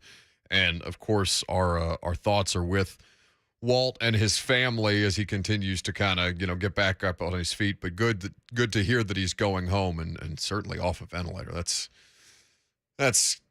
especially in the last couple of years. Anytime that phrase gets invoked, I think a lot of, it can be very, very trying for a lot of people. So glad to see that he appears to have come through it for the most part. There's no graceful way to transition from a story like that to one of the biggest news stories in the NFL today, but it is notable that Russell Wilson just got a massive contract extension from the Denver Broncos that will keep him as their quarterback for 7 total years. It's a 5-year extension. It's worth $245 million, $165 million guaranteed. So he's just under what Aaron Rodgers got paid, which is about $50 million a year. The first thing that popped into my head, it had nothing to do with Russ, because like quarterback money being crazy does not. I don't get sticker shock from this anymore. Like just wait until the money goes up with the television contracts for the NFL. You think it's shocking now? It is going to be, and I feel like basketball's already got this, where the money is so crazy that you just can't relate to these guys anymore. Baseball has this. Baseball does not have this. Baseball, in fact, is in a giant labor dispute over this. The big money in Major League Baseball? Are you kidding me? Let's look up Juan Soto's contract. No, and even the money that Juan Soto turned down from the Nationals. Yeah. So, yeah, but there are far fewer examples of that in baseball, right? You could probably count those guys on 2 hands, the amount of giant contract players, because there's just more. Basketball is different. There's less players on a roster. The television money is not great right now, but it is still substantial. And now all of a sudden, you have James Harden at Fashion Week in Paris, which is completely unrelatable to people because James Harden is running in wildly different circles than he would have otherwise been. The NFL money is about to project. Aaron Rodgers is already unrelatable to most people. It is going to vault them into a completely different stratosphere, the way that so much in sports and entertainment has done. But Russell is not the first person that I thought of when I saw this contract. Lamar is the first person that I thought of when I saw this contract, because I don't know if he knew that Russ was going to get a contract before him. I don't know if Lamar and whomever is helping him through these negotiations, that is not an agent outside of his mother, who is, of course, one of his closest counsels on this stuff. I don't know if they knew that Kyler was going to get paid before him. But I saw the Russell contract today, and I used, is the Jetsons a dated reference? Like if I say the Jetsons, are people picking up on that? The cartoon? Do you not know the Jetsons? I am not picking up on that. You don't know what the Jetsons is? Oh my God, is this the first age disparity, clear and obvious age disparity between you and me? Because I know the Jetsons. I watched cartoons as a kid. It did not. Do you ever watch Boomerang? Yes. The old school cartoons? Yes. All right, so the Jetsons is something that would be on Boomerang. Is the closest. I don't think Boomerang still exists, but old school cartoons, right? And there's an opening, the intro to the cartoon is always there's a scene where the husband goes to hand the wife some money. It's like a $100 bill or something like that out of his wallet, and she takes the wallet from him instead. You know what have you seen this image before? Yes, I know exactly. I don't know. Okay, you know what I'm talking about. Yeah. So I'm not doing a terrible job describing this on the radio because you're not, but make the point. Okay.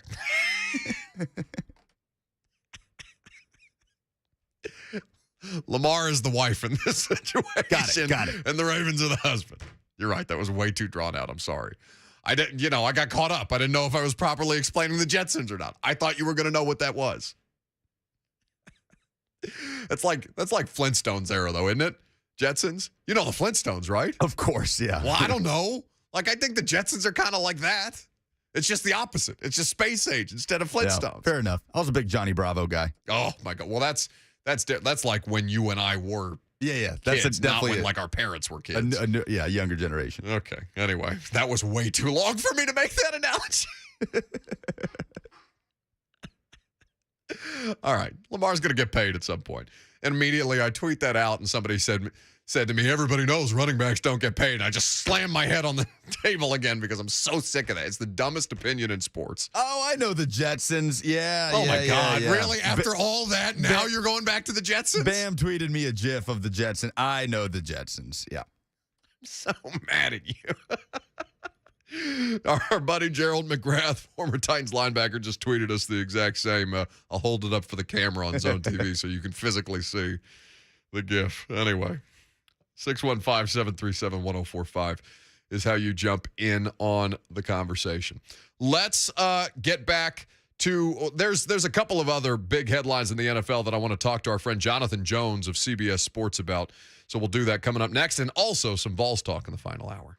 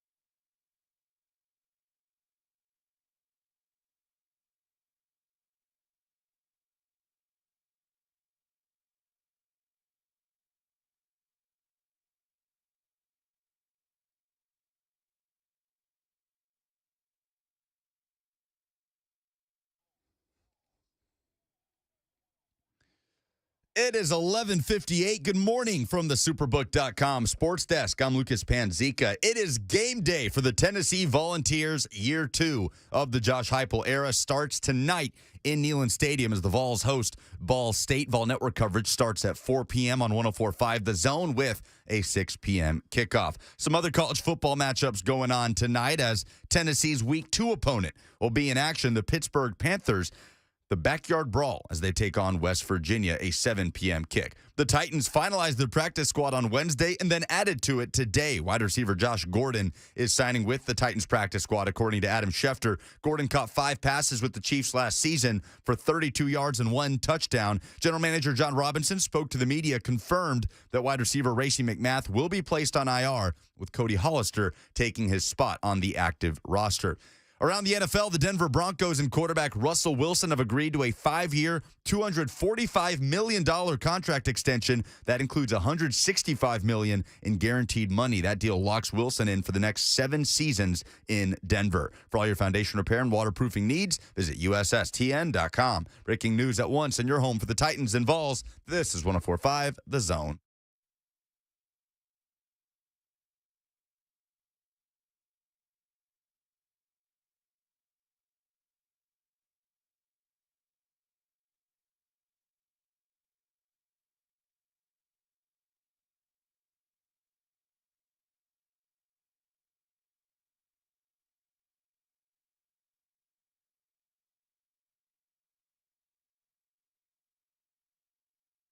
Final hour, welcome in on this Tennessee Vols game day. I hope you're as excited as we are to watch the squad roll through the Power T tonight. Going to get some Vols talk underway here in just a second. 6 p.m. the kickoff between Ball State and Tennessee. You can hear coverage starting at 4 p.m. right here on Nashville's home for the Vol Network, 104.5 The Zone. Some storylines in the NFL worth monitoring right now. We're going to talk to our buddy Jonathan Jones of CBS Sports here in just a second. In fact, let's do that. At JJones9 is where you can follow him on the socials. What's up, boss? Hey, man. How are you? Glad that you're having me on. I appreciate it. Yeah, no, this is I don't know why we haven't done it sooner, but certainly happy that you've had some time in your schedule for us. The Josh Gordon thing here in Tennessee is going to carry my news cycle for the next probably 6 months as a practice squad player, and it's going to drive me crazy. Can you please tell me or tell people how insignificant this transaction actually is? It's fairly insignificant. Listen, it's great for him. It's a fantastic comeback. It's wonderful that he is still in the NFL and still working hard, but 2013, when he had that incredible year with the Cleveland Browns, that is an eternity ago in NFL years. And well, not just NFL years, Jonathan. It's a decade ago. It's 10 years ago in normal years. Yeah, no, it is. But 10 years ago, Aaron Rodgers was still good, Tom Brady was still good, all of those things. But yeah, it's very insignificant in terms of NFL transactions. Yeah. Okay, excellent. Now we can move on from Josh Gordon for the day. Did you enjoy the Malik Willis experience in the preseason as much as everybody else outside of our local, Titans media corps seemed to? Yeah, I mean, obviously when folks are watching preseason, especially national scribes and whatnot, you're trying to catch those games, but a lot of times they're on in the background as you're soaking up the last little bit of summer with friends and family. Or you're catching the clips and the sidearm throws on Twitter.com. And so, yeah, it was very enjoyable, and you really don't pay much attention to the lows, right, where he has to improve and work on. And Mike Vrabel, in checking out the press conferences that I'm sure you've attended and asked questions, and has been very, very quick to talk about the work that Malik Willis needs to continue to do. So, yeah, it's been some really fun highlights. I'm happy for the young guy, but you will not find me as one of the national media members who's saying, well, Ryan Tannehill's job might be in trouble come week 4. Yeah. Jonathan Jones of CBS Sports here with us on 104.5 The Zone. That it's not it's not as much a question about the quarterback situation here, though, Jonathan. We'll cover some other NFL headlines here in just a second. But I have been surprised by the conversation in the AFC and why people here locally are so shocked that the Titans are not being considered as one of these contenders legitimately that you're talking about, even as the conference has gone so skewed in terms of the talent level and the talent disparity now between the AFC and the NFC. Because I looked at what they did with their roster yesterday or 2 days ago at the wide receiver spot, and I like Robert Woods and I love Kyle Phillips, but beyond that, I don't know what they have at the skill positions. And other than what I see Ryan Tannehill working with them and seems comfortable with them on a regular basis, that doesn't, to me, scream immediate firepower, does it to you? It doesn't scream immediate firepower. No, it doesn't. I mean, obviously, everyone, you and I talking, everyone listening knows that the offense is still going to run through Derrick Henry. And so when you talk about the national perspective, you're talking about thinking about a small market team in what has historically been a division, the AFC South.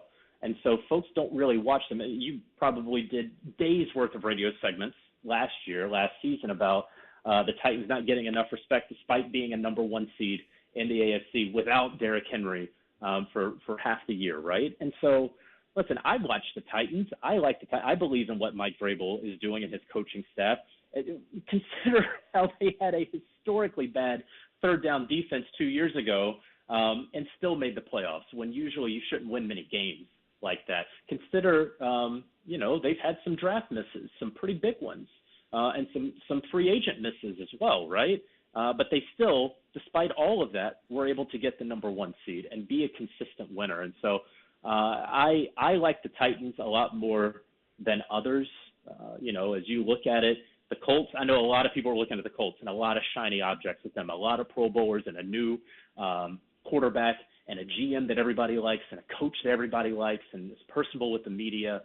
But, the Titans still wear the crown, and even though they don't have the fantasy football firepower at the skill positions, I like what they have done and been a model of consistency over the past several years. The Broncos quarterback situation has been a bit of a, for lack of a better FCC-safe term, a bleep show since Peyton Manning, the corpse of Peyton Manning won a Super Bowl for them several years ago.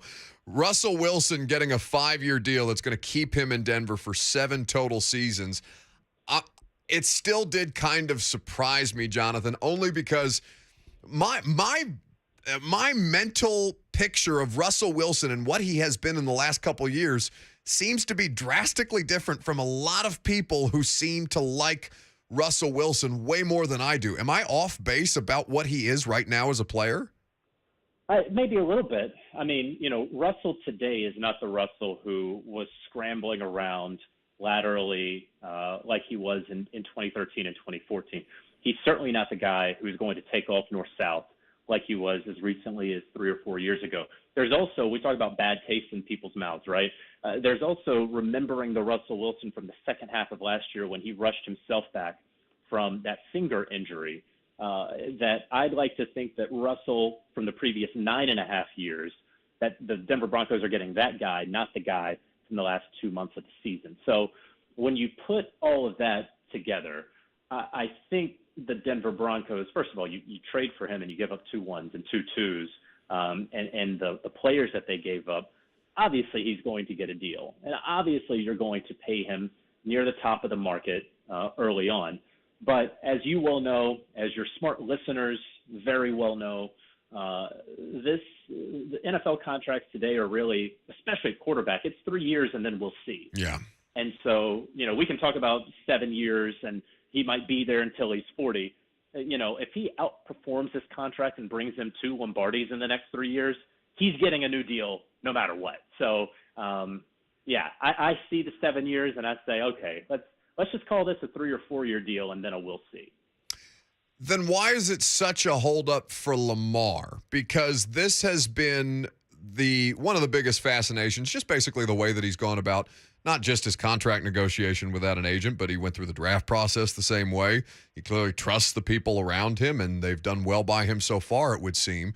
But he's now responding to people on Twitter who's saying he turned down X amount of hundreds of millions of dollars for the Ravens and liking pictures of him in a Dolphins uniform. Like, what am I to make of Lamar and the Ravens? He's an interesting cat. There's no doubt about it. He's done things his way. Back when I worked at Sports Illustrated, I did a pre-draft story on him coming out of Louisville and just how he and his mom really detailed how he and his mom have always done things their way. And I think you were really smart to point out that it has worked out for him, right? People said he should run the 40, right? People talked about not having an agent, and he winds up going to a Ravens team and taking the starting job and going to the playoffs and then ultimately winning a playoff game, a unanimous NFL MVP. So it is unorthodox. And just like anything else in life, something that is unusual makes us feel funny, right? So, wow, why is this quarterback who was risking his health every time he takes off and runs with the football, why doesn't he have the security of the contract? Why doesn't he seemingly want that sort of security? The issue also here is he and his mother aren't speaking in the media about this contract. Right. And so because they aren't talking, the Baltimore Ravens can't talk, because then Lamar and his side will know where these leaks came from. And so you're not getting the usual drips and drabs of information. So it's frustrating for fans. It's frustrating for media members, frankly. But if anyone tells you that they are confident that he will or will not get a deal here in the next 10 days, don't believe them. I think that it is very much up in the air. And Russell Wilson's contract, I feel, did not help matters for Lamar Jackson, whom is well within his rights to want the same deal and more than what Deshaun Watson got from the Cleveland Browns, even if it's not possible. That's exactly the way that I feel about it as well. Even just because the Browns screwed up doesn't mean that that shouldn't be the starting place for a lot of these young guys. Given that that's just the way that the market trends. All right, there are all kinds of flashy Week 1 matchups coming up. Are you covering any game in particular Week 1? I will be in studio for CBS on the NFL Today from 12 to 1, and then watching with the guys in there. There it is. Jonathan Jones at JJones9 is where you can follow him. So, there's the Buffalo at Rams to open the season and all these different things that I think a lot of people are excited about. Green Bay and Minnesota is an interesting game. Kansas City and Arizona. But if I had to ask you two bad teams you think are going to be bad throughout the course of the season that you're curious to see in Week 1. You may not watch them later on. You guys may not cover them on CBS at great length once the season wears on, but teams that you're interested to watch at the start of the season that may have a couple of new looks about them. Who are some teams that you might select? Yeah, I mean, you talk about bad teams. There's a couple that come to mind that you can look at them and say, I don't know how competitive this team is going to be. It would be a stunner among all stunners for them to be in the wild card hunt come December. You can look at the Chicago Bears, and you can look at the Atlanta Falcons. And so I'm very interested to see Marcus Mariota, right? Good old friend here. I was about to say, I don't know. The last time I saw you in person, I feel like we were watching Mariota practice, and I think you shivered at a pass. It was rough, and he's obviously injuries have been the name of the game for him for a little bit, but what he can do with that group, what Justin Fields can do with a group of guys, especially that offensive line, who it's gonna be a struggle, right? They're in the skill position spots at those places. So I want to see how much they struggle or how much they can overcome. I may not be paying too much attention to them in December, like you note, but is it just as bad as folks may be thinking as you see so many of these teams assemble such firepower? It feels like, the top 20 to 30% of the NFL is really, really strong, and then that bottom 10% is really, really weak. He's the lead NFL insider for the NFL on CBS, Jonathan Jones, kind enough to give us some of his time here on this Thursday. Buddy, it's good to catch up. I hope we'll do it again soon during the season. If I don't talk to you before the football starts, enjoy. Hey, brother, I appreciate it. Thanks a lot. That's Jonathan Jones with us on 104.5 The Zone. Yeah, the Lamar thing, man. He's been successful in these gambles, but there will be time to see what kind of manifests with that over the course of the next, as he said, 10 days. All right, let's talk Vols. Ball State tonight what are our expectations, players we are specifically watching, and what to see, kind of personnel decisions that they make, what we need to see from the Vols, what you need to see from the Vols. You're welcome to jump in the discussion. 615-737-1045. That's next.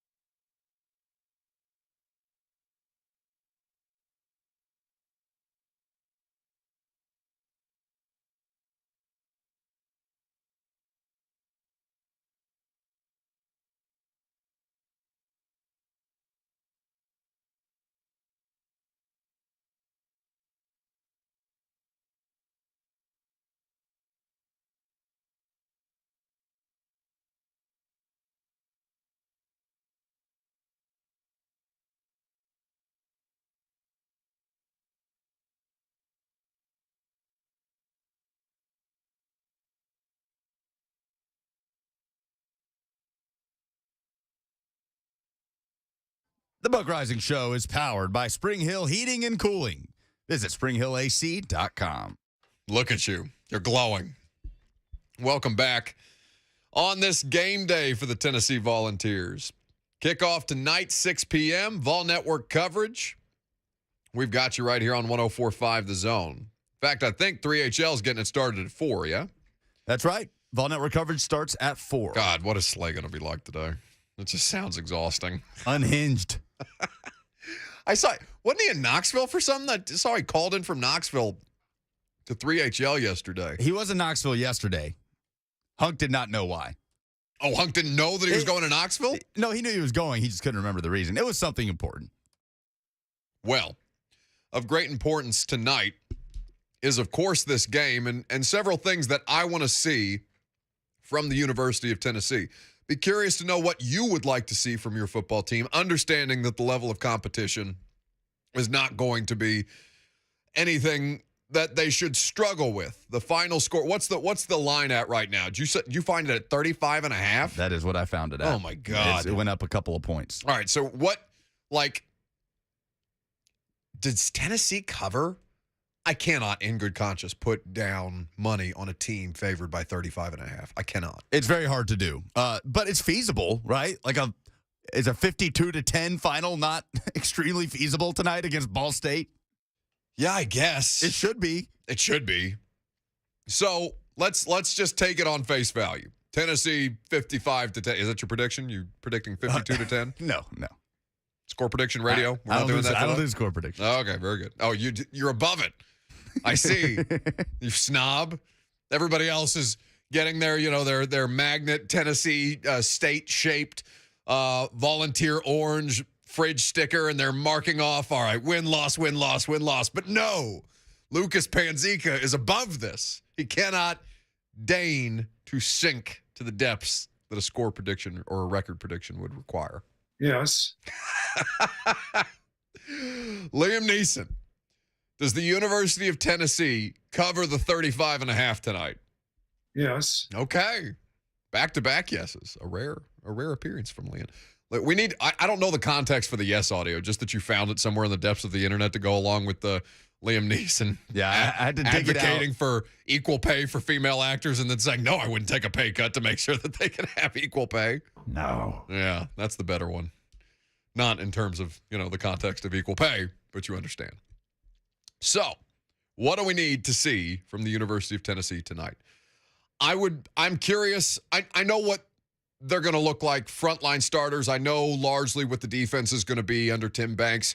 I'm not looking for schematic things outside of do they go faster than 2.99 plays per minute? Because that is going to be, this is a good test study for that, if they are capable. And if they do, what does the wide receiver rotation look like?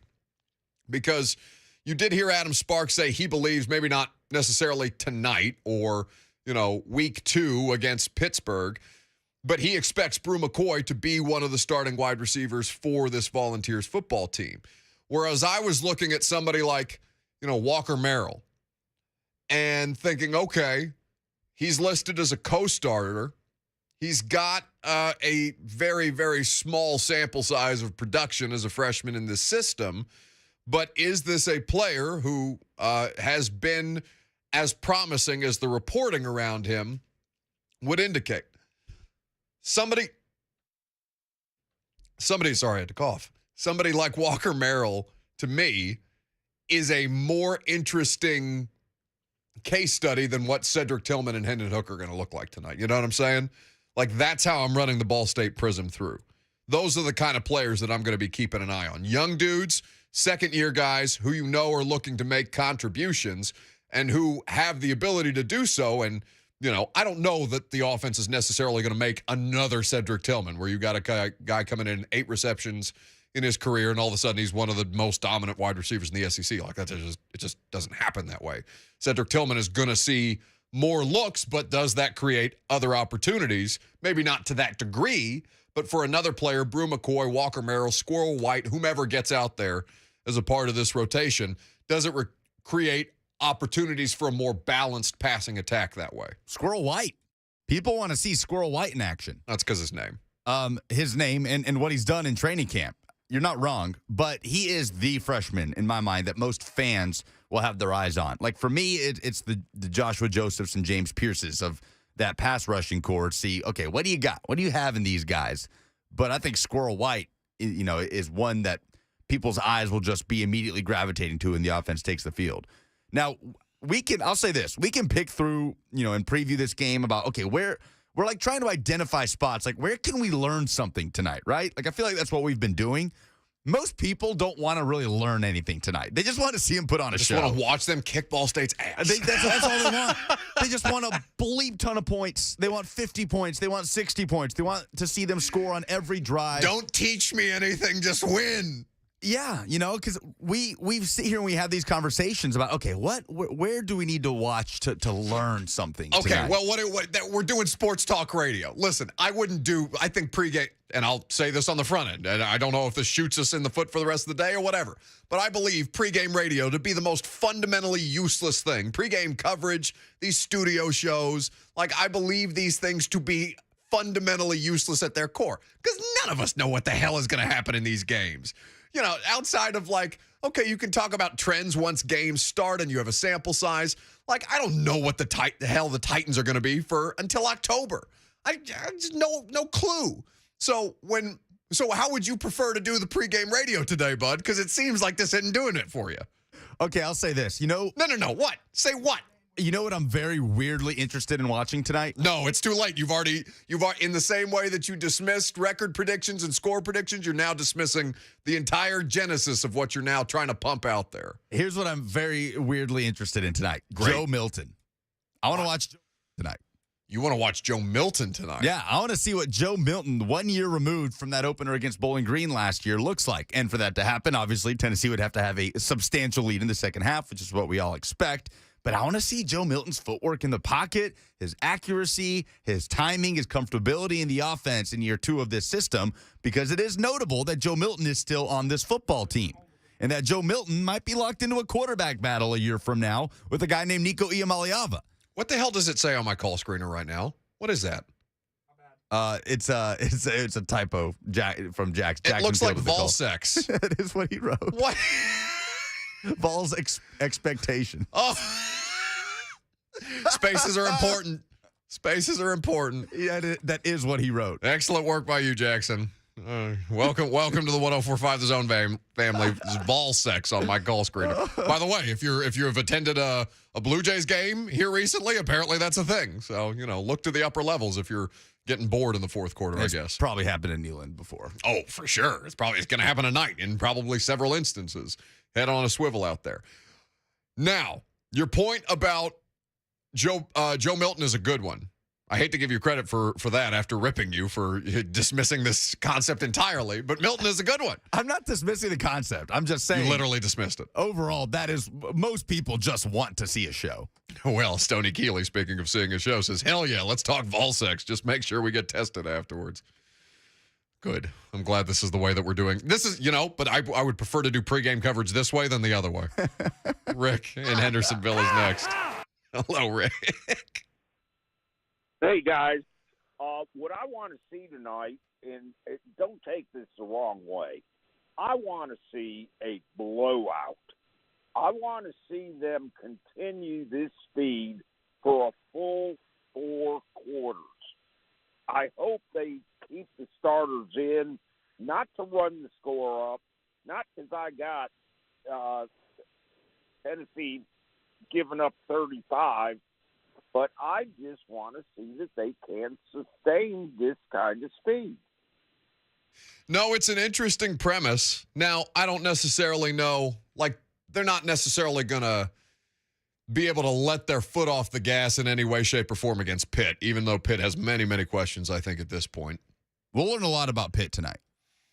Yeah, the West Virginia game is equally interesting. Do you want to talk about that? I mean, I know, Tennessee plays tonight, and obviously we're based out of Tennessee, but it's not insignificant that Tennessee's Week 2 opponent is also on television tonight, to me, because Keaton Slovis at quarterback, the USC experiment under Clay Helton was so weird. So I don't know what exactly to make of him or how downtrodden he might actually be at the position. but Keaton Slovis does not inspire any great confidence for Pittsburgh this year. Now, I will say that Kenny Pickett really didn't either until last season got underway. Like, I know Kenny Pickett was always talked about, okay, when's he going to turn it on? When's he going to show kind of this ability we've all talked about? And then he looked really great. They win the ACC. Clemson has a down year, and on it goes. But I think more than anything, would you be mad at me if I came in tomorrow and you asked me, what are you prepared to talk about with the Tennessee game? And I said I turned it off at half because I wanted to watch Pitt, West Virginia. Would you be mad at me? It would depend on what the score is at halftime. I would say... You better hope I turned it off at halftime. Yeah. Because if you're in a game with Ball State, buddy, that Lulu and Junior picture I like to use every time Tennessee loses, that is going to be all over the place on the internet tonight. But Tennessee fans, they want to be just as entertained in the fourth quarter tonight as they are in the first quarter. You know what I mean? And not because it's a good game. That's not what they want. They want blood. Exactly. They want Cardinal blood. Chirp, chirp. Tyler Dial in the YouTube chat said, I agree. I do want to see Joe Milton come in at the end. I want to see what kind of progress he has made or see him knock out a drunk guy in the third row. Either way, I'm excited. Well, I love that you skipped over the comment chastising you for your Milton take. Buck, turn his mic off. Milton has never been good. This is from Tyler Harvey, yes, another Tyler. Yeah, looks like Tarzan, plays like Jane. I've never gotten that. What does that mean?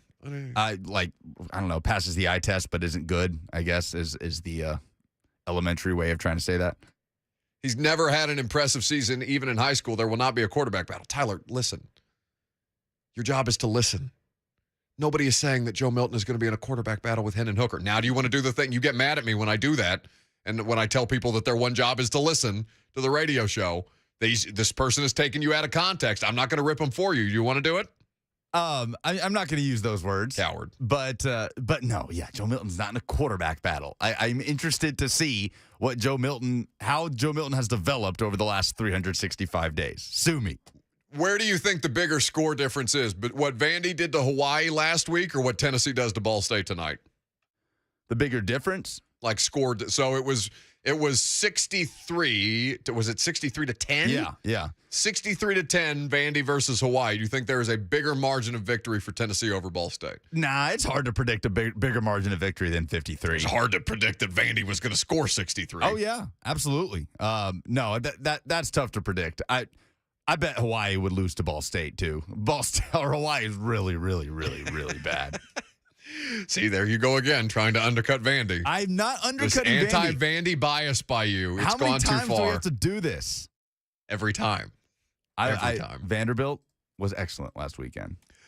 I think that when it comes down to Tennessee tonight, I'm looking for what they have. I'm looking what they have beyond the starters. I'm looking for depth. I'm looking for running back depth. I'm looking for pass rush depth. I'm looking for just generally how does the secondary respond to any kind of challenge that Ball State might pose, although there may not be challenges exactly that Ball State poses. Like when you said to me, and I can't remember exactly how long ago it was, when you said to me that the secondary that I saw when I went to my first live Tennessee game at the Music City Bowl against Purdue, that the secondary I saw was going to be the secondary that I'm going to see this season, my jaw dropped. Because it can't possibly be that bad. Yeah, and that's probably a strong way to say it. As far as the starters go, it is largely the same, but there is added depth. And Tamarion Mcdonald is the star. I mean, as in the position, star position. Yeah. They call it the star in the defense. Right. He's had a really good camp. You know, he is a starter in that defense, which he wasn't a year ago. Christian Charles getting way more work at corner than he did last season as a freshman. You have the two transfers, Turrentine from Ohio State, Wesley Walker from Georgia Tech, both Nashville products, by the way, from Ensworth. So they'll get reps at the star position at safety. So the totality of the secondary is not the same.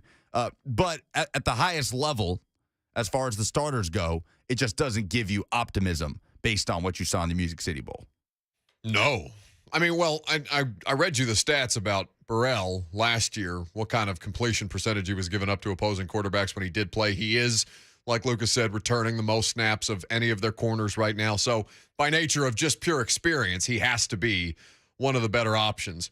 But I think on the whole, those young and inexperienced players are more interesting to me than what I think, because I want to see them do the same. I want to see if they're capable of doing the same to Ball State. And that's the reason why I would watch all four quarters tonight, because I want to see, just like Rick and Hendersonville pointed out, can they continue to put it on them? But I don't want the starters in the way that Rick does. I want to see Joe Milton continue to put it on Ball State. I want to see Justin Williams-Thomas, the freshman running back, come in and produce or continue to give them good reps. I want to see Dylan Sampson, Squirrel White.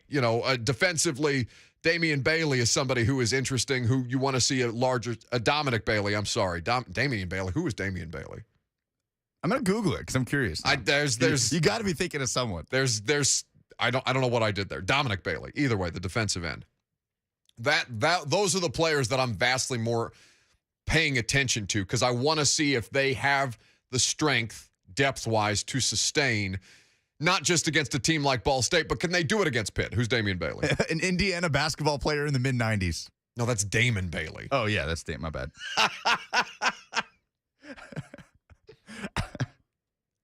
All right, swell. Well, we will do some polls. Last call for phone calls. If you want to talk about the Vols and Ball State, we would be happy to do so. 615-737-1045. Wrap up with some polls next.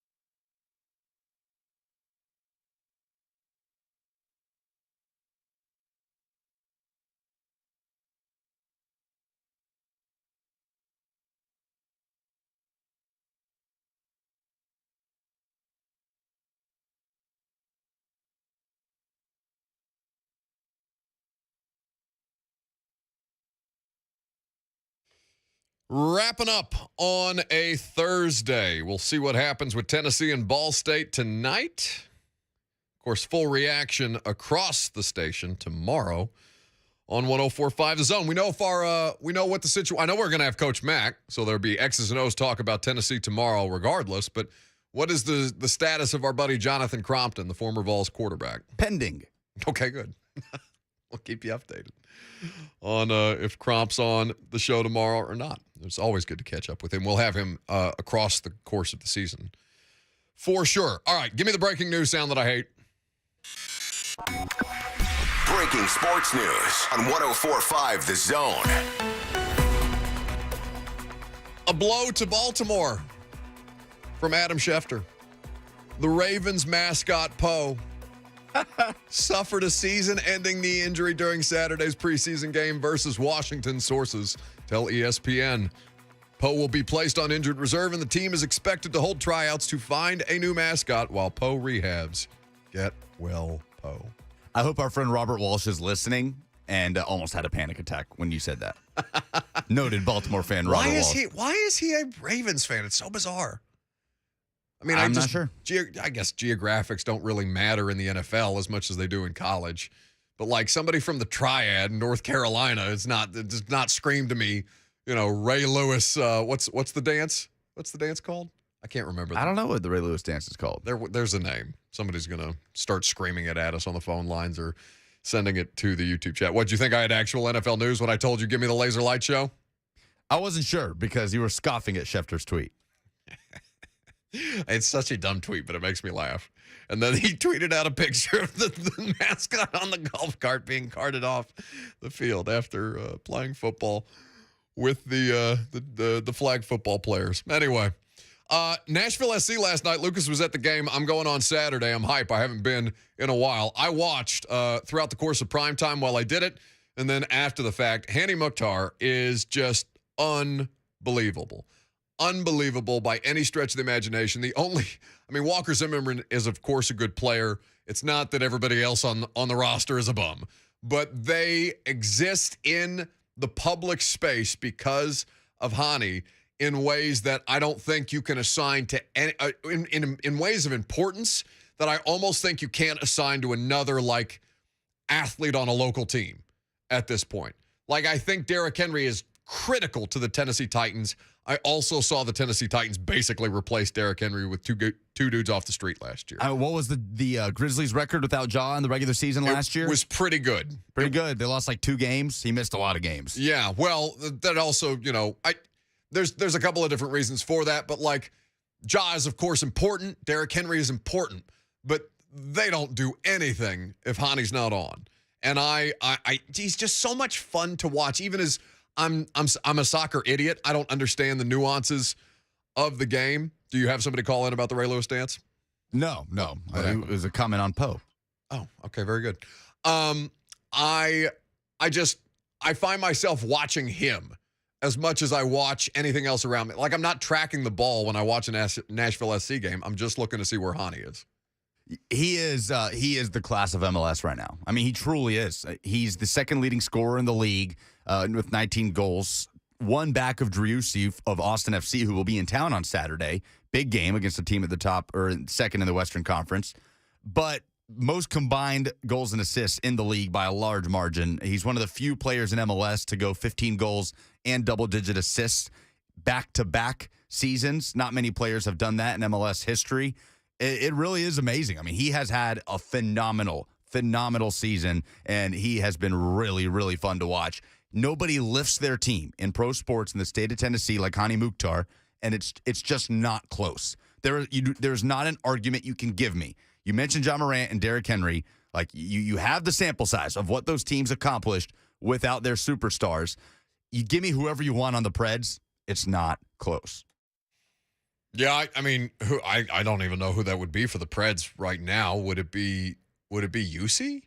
I guess maybe Yossi or no Forsberg obviously. Sorry, I had a brain fart for lack of a better term. Also, I got distracted because Slay, I guess, has woken up from his nap, and now there's just a bunch of orange emojis in the YouTube chat because Slay is now active and ready to go, and I'm sure he's going to be an absolute nightmare on 3HL today because go Vols. All right, let's do some polls. I don't know who you are, but I know what it's time for. A poll update on the Buck Rising Show. Here's a young man with a very particular set of skills. With the final numbers, here's Buck Rising Show correspondent and producer, Lucas Panzica. Presented by Two Rivers Ford. You can custom order any new Ford from Two Rivers. They will deliver it as soon as it's manufactured. Will the Vols cover minus 35.5 today against Ball State? I know what Ron Slay thinks. 53% say yes. He's screaming, "Let's go Vols, baby," in the YouTube chat. So college football is well, I mean, I can bet everything but the NFL just by nature of what I do for a living. I am tempted. I am very tempted to take the Vols plus 35.5, which seems, or rather minus 35.5, which seems insane. But I have high expectations for them, and I have low expectations for Ball State. Blaine Bishop has seemed, borderline harmed. He's not confident. All week long by just the general state of his football team. He will be there. Oh, he's going tonight? Yeah, Alex Apple filling in for Blaine today. Fun. Blaine is in Knoxville watching his son play for the Cardinals. Chirp, chirp. Chirp, chirp. What do you need to see from the Vols tonight? Titans 4 Live says at least 50 points. Eric says a 60 burger. So I would sacrifice, if say they have the opportunity to score 60 with the starters, or they score 45 because they're running guys in the rotation. I would rather see a lower score, but good depth, good quality play from the depth on the roster, as we've described throughout the course of today. Almost all the replies just said just a bleep ton of points. Yeah, just score. Just score, baby. Touchdowns. What would your reaction be if the Titans signed Josh Gordon? We put this out at exactly 9:30. Josh Gordon was reported to sign to the Titans practice squad at 9:53? Yeah. Right before we came on the air. That's right. Cousin P just replies with a GIF of Robert Downey Jr. in the Charlie Chaplin movie he did years ago. It's GIF. Smoking something. It's GIF. It's GIF. GIF. Mahogany says measured excitement. He's probably done like Julio and Randy, but him being a shed of himself is better than Hollister in the practice squad. Guys. I treat the Josh Gordon practice squad signing with the significance of Golden Tate being on the practice squad last year. I don't care. I don't care. Josh Gordon has given me zero reason to care about him from a football playing standpoint. Obviously, I hope that he's, doing well. He's clearly continuing to get opportunities with NFL teams, to his credit. At 31 years old, I have no idea what he is. Nobody else seems to either. But they're going to bring him in on the practice squad. Cody Hollister is going to be on the active roster in the meantime. And the wheels on the bus go round and round. I have seen some reports pop up that Reggie Robertson is the one that was cut to make room for Josh Gordon. Well, I mean, that's not necessarily surprising, because Reggie Robertson, I know, was I think he's just a name that people recognized as a UDFA, and so they kind of got attached to him. But there was nothing about preseason or training camp practices to indicate to me that he was anything beyond, what Dez gives them or what Cody Hollister gives them. Clearly, Cody Hollister is the superior of any of the wide receivers they kept on the practice squad. Speaking of, what does Cody Hollister replacing Racey McMath, who is on IR, on the 53-man roster tell you about the Titans wide receiver core? Kenneth was a very, very measured response. Our season has literally ended on throws to wide receiver 3 the past 2 seasons. I do not understand why the Titans hate quality wide receiver depth. Anytime our top 2 receivers are injured or out, we suck. I mean, what are you going to get? It's I'm assuming there's somebody out there better than Cody Hollister, but you think another team's going to give him up? The 5th wide receiver on an NFL roster is filled with the Cody Hollisters of the world. Like I said, I don't feel great about their wide receivers, but I feel good enough to where I'm not sweating it that much, just because everybody else depth stinks too. Mahogany says Hollister will be back on the practice squad after week 1. Well, I don't know. I don't know. Because that would assume that Des Fitzpatrick would be up, or that they would bring somebody else in, or that Josh Gordon would be up. Here's why Cody Hollister's there, okay? Because if you put Cody Hollister out there, you can trust him to block, and you can trust him to not make a play that's going to lose you the game in a way that I have physically seen with my own eyes Des Fitzpatrick do against the Houston Texans when Ryan Tannehill is throwing 4 interceptions because receivers are running the route wrong. Well, Mike Herndon says that Cody Hollister replacing Racy on the 53 tells him that the Titans have no trust in the young guys not to bleep things up if they have to go in the game, and that they're really bad outside of their top 4. Which is basically what I just said. Would you vote for Stephen A. Smith for president? 89% say no. Yes. What? 89%? Are you saying Kanye's running for president? We got reality television stars running for president? We got everything. And you won't vote for Stephen A? Shame on you, America. Really? He asked me that question, and I said, if the American people wanted me to run for the presidency of the United States of America, I would strongly consider it. And damn it, I mean it. I mean, and listen, it ain't that big of a standard. I mean, let's call it what it is. I think I got a shot. I mean, I don't know. I don't know if people will vote for me, but if they convinced me that they wanted me to do it, I would strongly consider it. I want it so badly. I'll quit sports. I'll go into politics to work for Stephen A's campaign. Wouldn't that be a fun workplace? Buddy, I'm riding that to the sun because that guy stays getting gigs that I am shocked by. Anyway, those are the polls. That was weird. That was weird. I don't know what to do after that. Enjoy game day. We should probably just end the show.